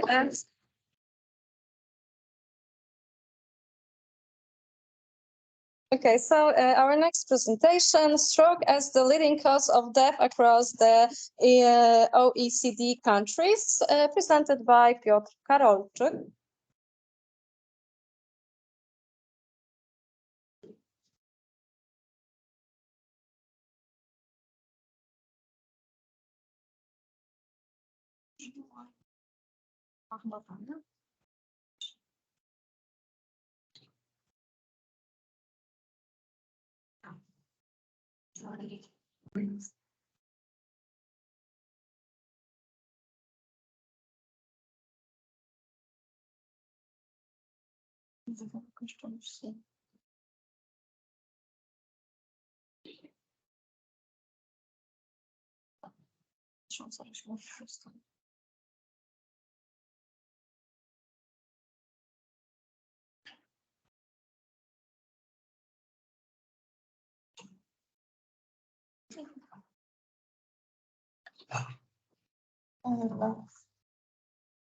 It's a well-known fact that behavioral and environmental risk factors are the cause of most deaths worldwide. But there is no difference in Poland. These factors are the cause of about 50% of fatalities.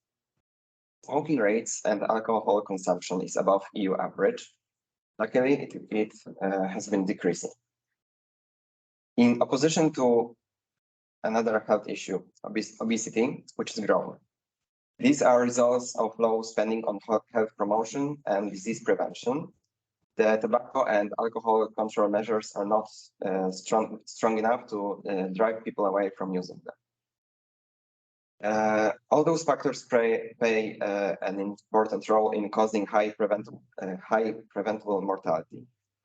Pre-pandemic, it used to be higher than the EU average, but post-pandemic, the gap widened even more. Health status life expectancy in Poland fell to 76.6 in 2020 by 1.4 years. It was the largest reduction observed in the EU.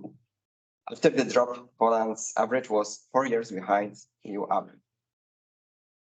The main causes of death were ischemic heart disease, IHD, stroke, and lung cancer in 2019. COVID-19 in 2020 alone accounted for over 29,000 deaths, direct deaths in Poland, and 46,000 until the end of August 2021.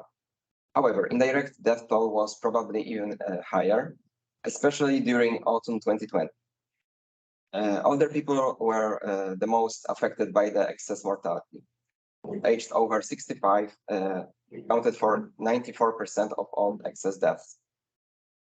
As we can see, IHD and stroke are leading in death toll in Poland. However, Japan has significantly better indicators on those diseases. While reading the OECD reviews on health of healthcare quality in Japan from year 2015, I have come across some really interesting paradox, which I will cite in order not to disturb the meaning. hospitals perform poorly on some reported cerebrovascular outcomes, but well on cardiovascular outcomes. A striking feature of the Japanese hospital sector is the apparent in-hospital case fatality rates for acute myocardial infarction, AMI. While the country reports the lowest mortality rate from ischemic heart disease, IHD, amongst all OECD countries.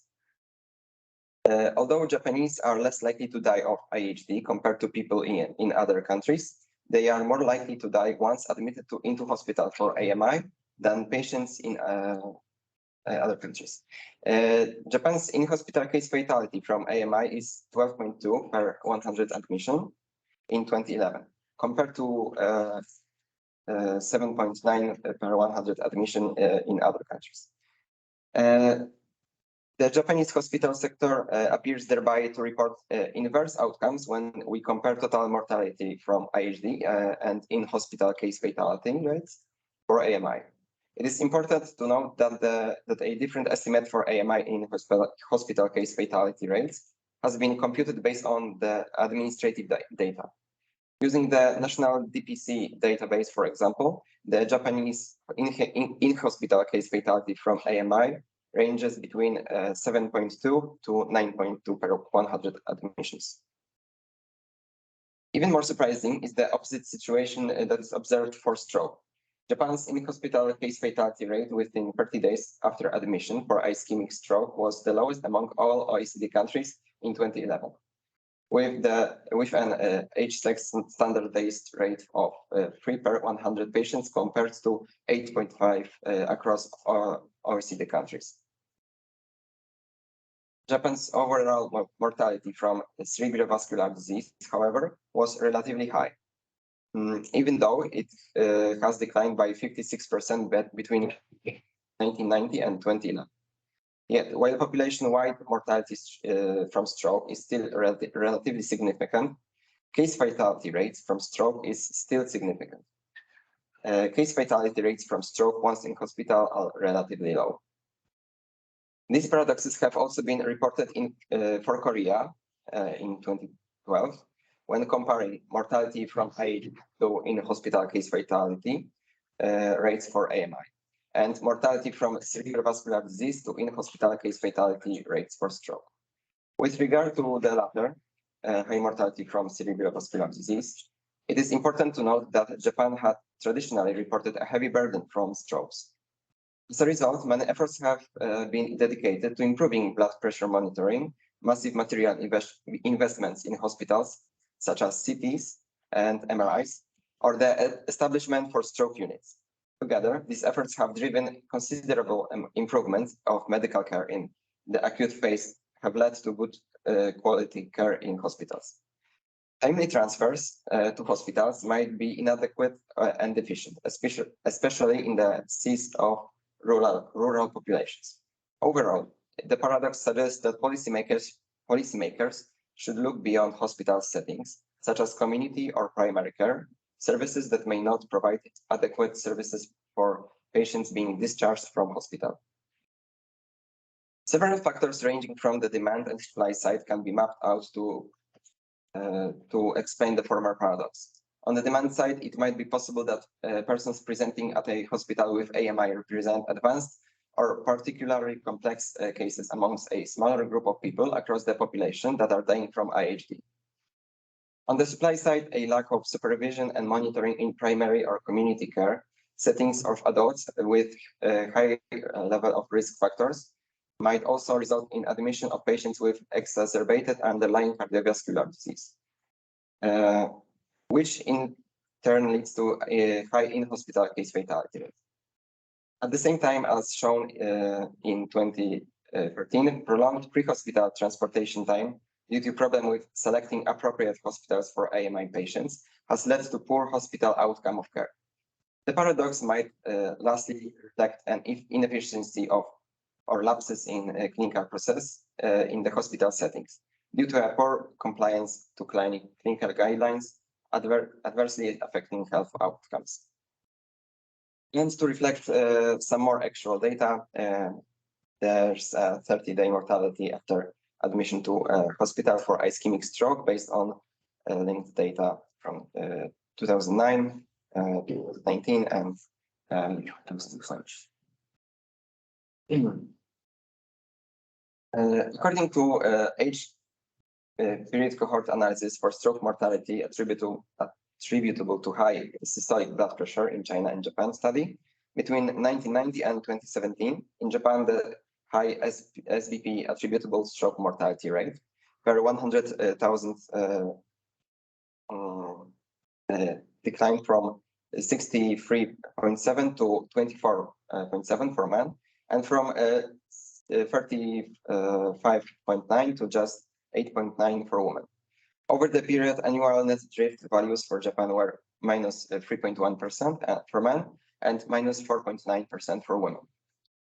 High SBP attributable stroke risk was higher among men than among women across the group. Interesting fact, every 10 millimeters of mercury higher of usual SBP was associated with 30% higher risk of ischemic stroke and 68% increased risk of intracerebral hemorrhage, with men more vulnerable than women at every age group. According to international comparisons of the quality of and outcomes of integrated care, Japan has one of the lowest fatality due to ischemic and hemorrhagic stroke. As shown here, Japan as Costa Rica are leading.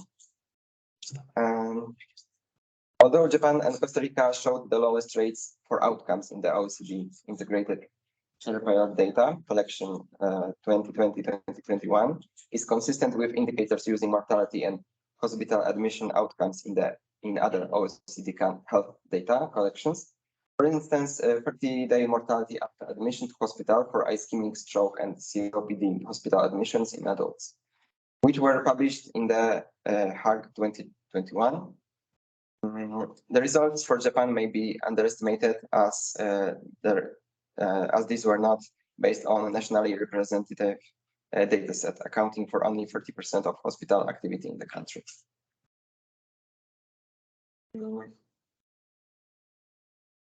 Over the past few decades, the development of various treatments have dramatically improved.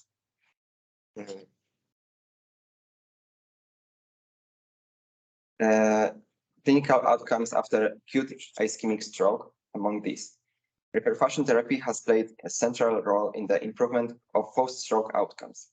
In the late 1990s, intravenous recombinant tissue plasminogen activator, IV-RTPA, emerged as an effective treatment for acute ischemic stroke within 3 hours of onset. The efficacy treatment for acute ischemic and safety for this treatment is highly time-dependent, which precipitated paradigm shift in acute stroke.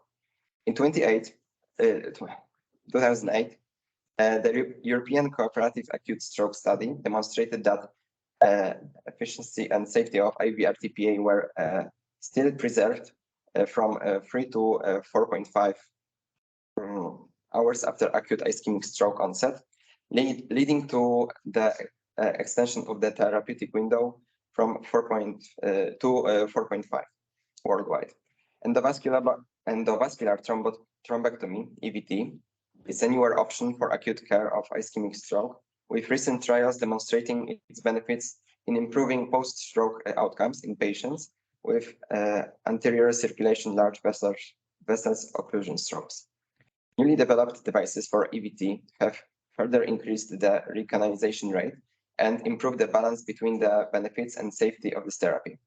EVT is currently indicated for patients who who fulfill the exclusion criteria for IV-RTPA, or cases where IV-RTPA therapy was unable to recanalize large vessel occlusions.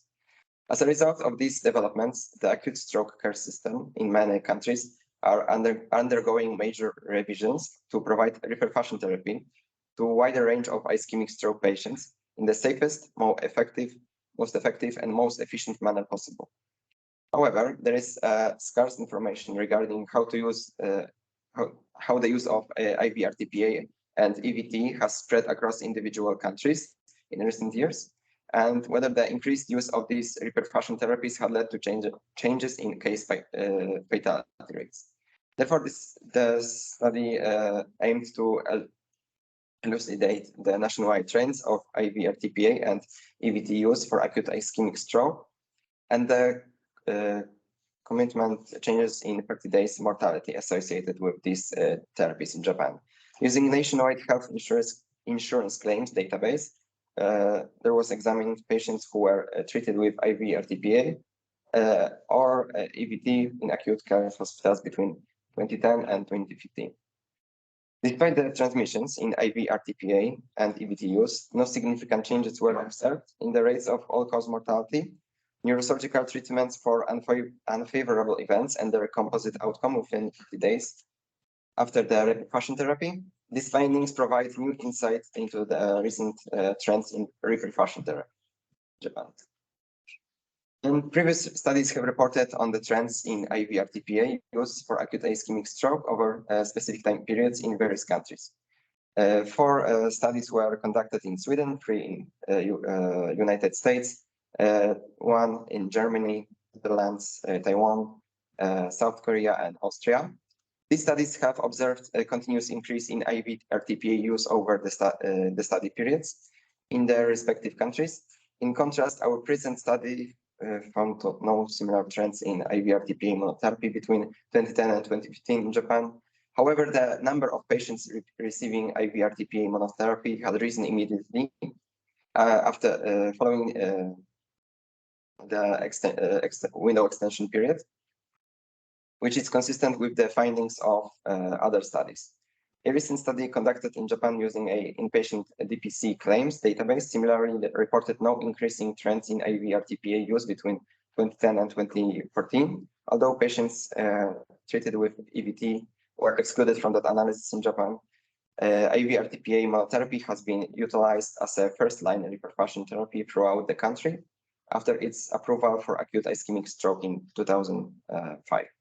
Although an expanded time window for IV-RTPA increased in the numbers of patients with the labeled indication, there are no expectations for the further dissemination of IV-RTPA monotherapy for acute ischemic stroke patients under Japan's current stroke care system. Okay, thank you very much for your presentation.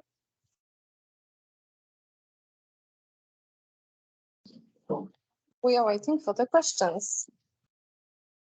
Questions? More questions? Okay, so here's a question. I have a question about the possible reasons for this paradox, right? Is the possible reason maybe that pre-hospital care is better in Japan? Yes, but those studies that I was referring to indicated that the primary care is pretty good in those situations, and those patients that have a simpler situation, that are more likely to be fine after, that are treated and they are going to be fine, and those that are more complex and are more likely to die are admitted, and those higher indicators for fatalities in hospital. So it might be the reason, right? It may be. Okay. Okay, and I have one more question. Have you noticed, probably you did, but there is a correlation between the men and women, as there was the chart when you showed, yeah, exactly. Yeah, so there was the Japanese men and Japanese women and also Chinese, but also I've noticed that there's some correlation between the mortality rate of the men and women, and we can say that the rate for the mortality of men, no matter which country we are discussing, is much higher. And well, have studied what's the reason? I wasn't able to find one definite answer to that question, but you think we could indicate to like lifestyle of men that are more likely to have those diseases because of the lifestyle and all those behavioral factors that are men are more likely to be affected by them.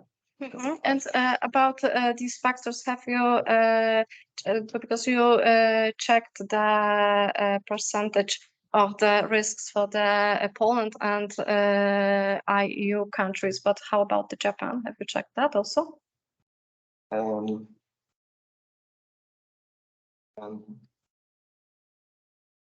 There was no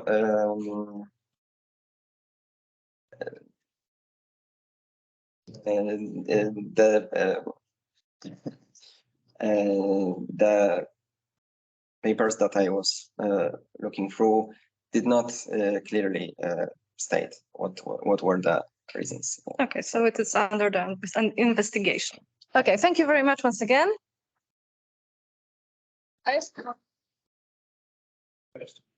Okay, because there was a lot of graph and a lot of numbers. Yeah. What's the main takeaway? The main takeaway, I think, it should be that is that we should take care of. Okay, yeah. There is more prophylactic needed in Poland. In Japan, as I discussed with Professor Morita, there are many prophylactic actions, and it is the most needed things in Poland. But there are not so many doctors, and the system is not very good in Poland. So it is the main reason. And from this presentation is the conclusion that your parents, your grandmother and grandfathers should measure hypertension. Yes, and it is very easy thing which can be very useful in prophylactic stroke. Yes. So after 60, when you are a 60-year-old person, you should measure your hypertension 1 a week. Yes, it is necessary. Okay, thank you. Okay, so once again, thank you very much. And last presentation in this session. So analysis of prototype testing of a device for patient with a pledged hand after a stroke in a hospital setting. Presenter will be Claudia Marek.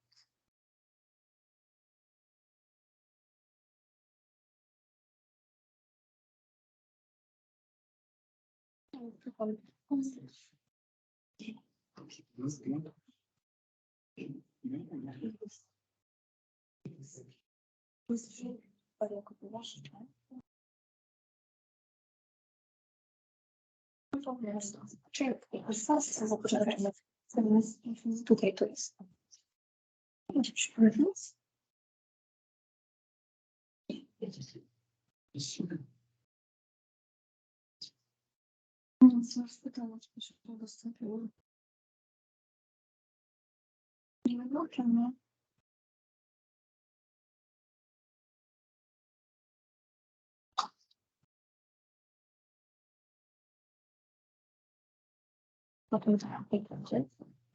Ja podłączyłam, że jak sobie ale tam masz jeszcze przesłankę? Może się włączyć. Wiem, sobie włączyć, ale to już się ustawię. Good afternoon, my name is Claudia Marek. I am a physiotherapist and I work at the Medical University of Łódź. And today I have the pleasure of presenting to you the results of a study we did together with Łódź University of Technology at the Karola Nassara Hospital in Łódź. The topic of our presentation is an analysis of prototype testing of a device for patients with a pleggic hand after a stroke in a hospital setting. The balonicotron device is a portable, lightweight, and 1 degree of freedom device that performed wrist joint extension. The balonicotron name suggests that the hand is lifted by a balloon filled with air. So this is a cardboard balloon device designed for a plagic hand. The balonicotron device is not too heavy. It's easy to use and charge, and doesn't take up a lot of space. And the balonicotron included seatbelt, we can see, made of elastic material, and it keeps the hand in a state position. The first stage is to set position with balonicotron. The first position is the initial position in which wrist joint extension, and the final position, the first position is an initial position in which the resting position for wrist joint, and the final position, which is wrist joint extension. The balonicotron turns on with a black button, and then there are a lot of information on the screen what to do next and following. And this slide, we can see the construction of the balonicotron device from the inside. We carry out at the Karola Jonszera Hospital in Łódź in Department of Neurological Rehabilitation. 6 patients included in the research group with balonicotron, and 4 patients were included to the control group without balonicotron. So we can see that not all patients made it to the end this study. We can see several of them gave up in the middle during to the study. We realized that is an equal number between control and research group, but this is a randomized and pilot study that involved all willing patients after stroke with plagic hands, involved in the first month to the research group with balonicotron, and the following month we recruiting all patients after stroke to the control group without balonicotron. One session with balonicotron lasted 45 minutes. The balonicotron performed 3 sessions of 10 minutes each, and break 5 minutes. After exercise, there were 3 sessions in week. After rehabilitation in neurological rehabilitation ward at the hospital. The most patients choose lying position to perform the exercise, and the patient testing twice before and after exercise. The primary measurements included change in circumference between the wrist joint and the metacarpal, the range of motion of the extension and flexion of the wrist joint using a goniometer, muscle tone with Ashworth scale, and pain with WAST scale. The results, first of all, there is a weak negative correlation between the level of muscle tone and the circumference in the wrist and the metacarpal joints. The second is there is no clear trend in the series of measurements. Patient with more follow-ups, more than 15, represent a negative trends. The number of attempts of 15 and less represented a positive trend. In patient with more trials, a positive trend is not enabled in the first few trials. In the presented patient, there is a low RQ square value relationship between variables, wrist and metacarpal circumference are weak. We can see that in both charts, the trend is slightly negative below 15 trials and is weakly positive above 15 trials. And in this chart, we can see that the trend is weakly positive of the study in the study of only 10 attempts. The next result is that there is a weak negative correlation between the level of muscle tone and the range of motion of the wrist and metacarpal joints. In the case of the patient with the higher number of attempts, there is an average negative correlation between the level of muscle tension and the range of motion of the wrist extension. In the study group, there is a higher average wrist and metacarpal circumference than in the control group. The variances and standard deviation relating to the wrist and metacarpal circumference are greater in the control group than in the research group. The main pain reported by patient on the WOS scale is higher in the study group with balonicotron device than in the control group without balonicotron device. This means that patients in the study group were more likely to report pain than patients in the control group who did not have an exercise session with the device.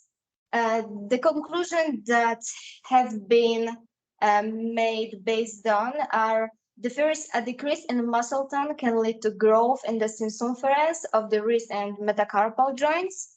Wrist extension exercise performed with the device may lead to a clear improvement in the wrist and metacarpal joint circumference at higher number of attempts. An increase in muscle tone may cause patient to decrease the range of motion of extension in the wrist and metacarpal joints. Patient using the device may have had an average larger circumference between the wrist and metacarpal joints. And to the end, a device for exercising the extension of the wrist joint may increase the level of pain in patient on the WOS scale. And I would like to thank the reviewer for their comments and suggestion about this research. The comments and suggestions were very helpful, and in the future research, we want to focus on to increasing number of patients after stroke with pelagic hands, balancing number of control and research group, extending the study periods maybe more than 3 or 4 months, and using of other scale to assess muscle tone. Maybe Ashworth scale is not the best for this study. Maybe Tardieu scale is the best for this study.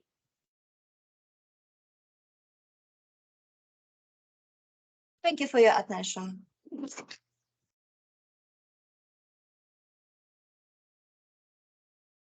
And now let's open the discussion.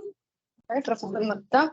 Okay, thank you very much for your nice presentation. I have 2 questions. One is this training is a passive training, not active training, is that right? Okay. Yes. It's a mistake. Passive training. Yes. Determine the range of motion of this device in training.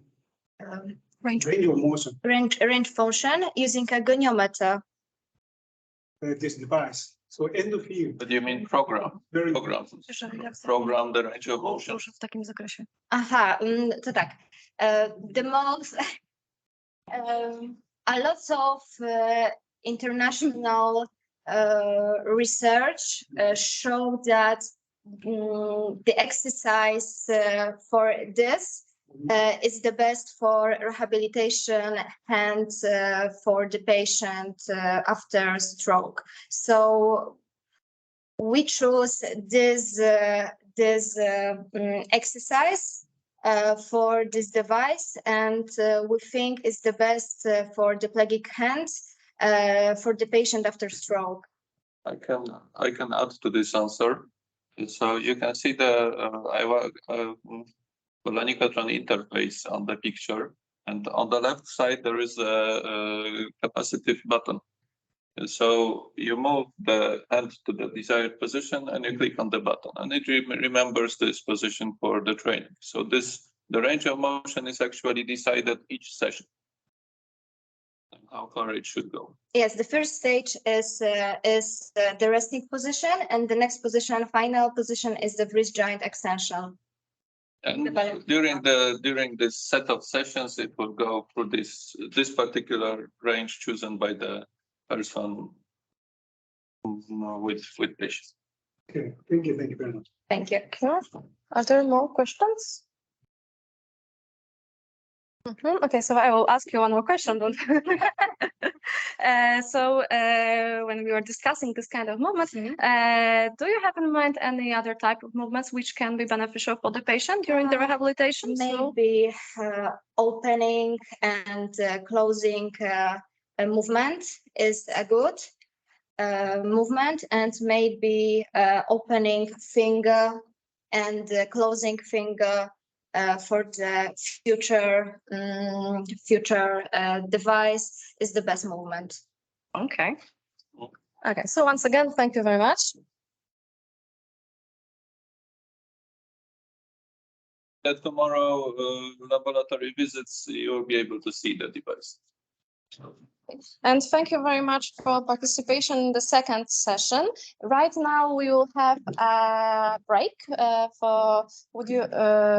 we will meet once again at 1:15.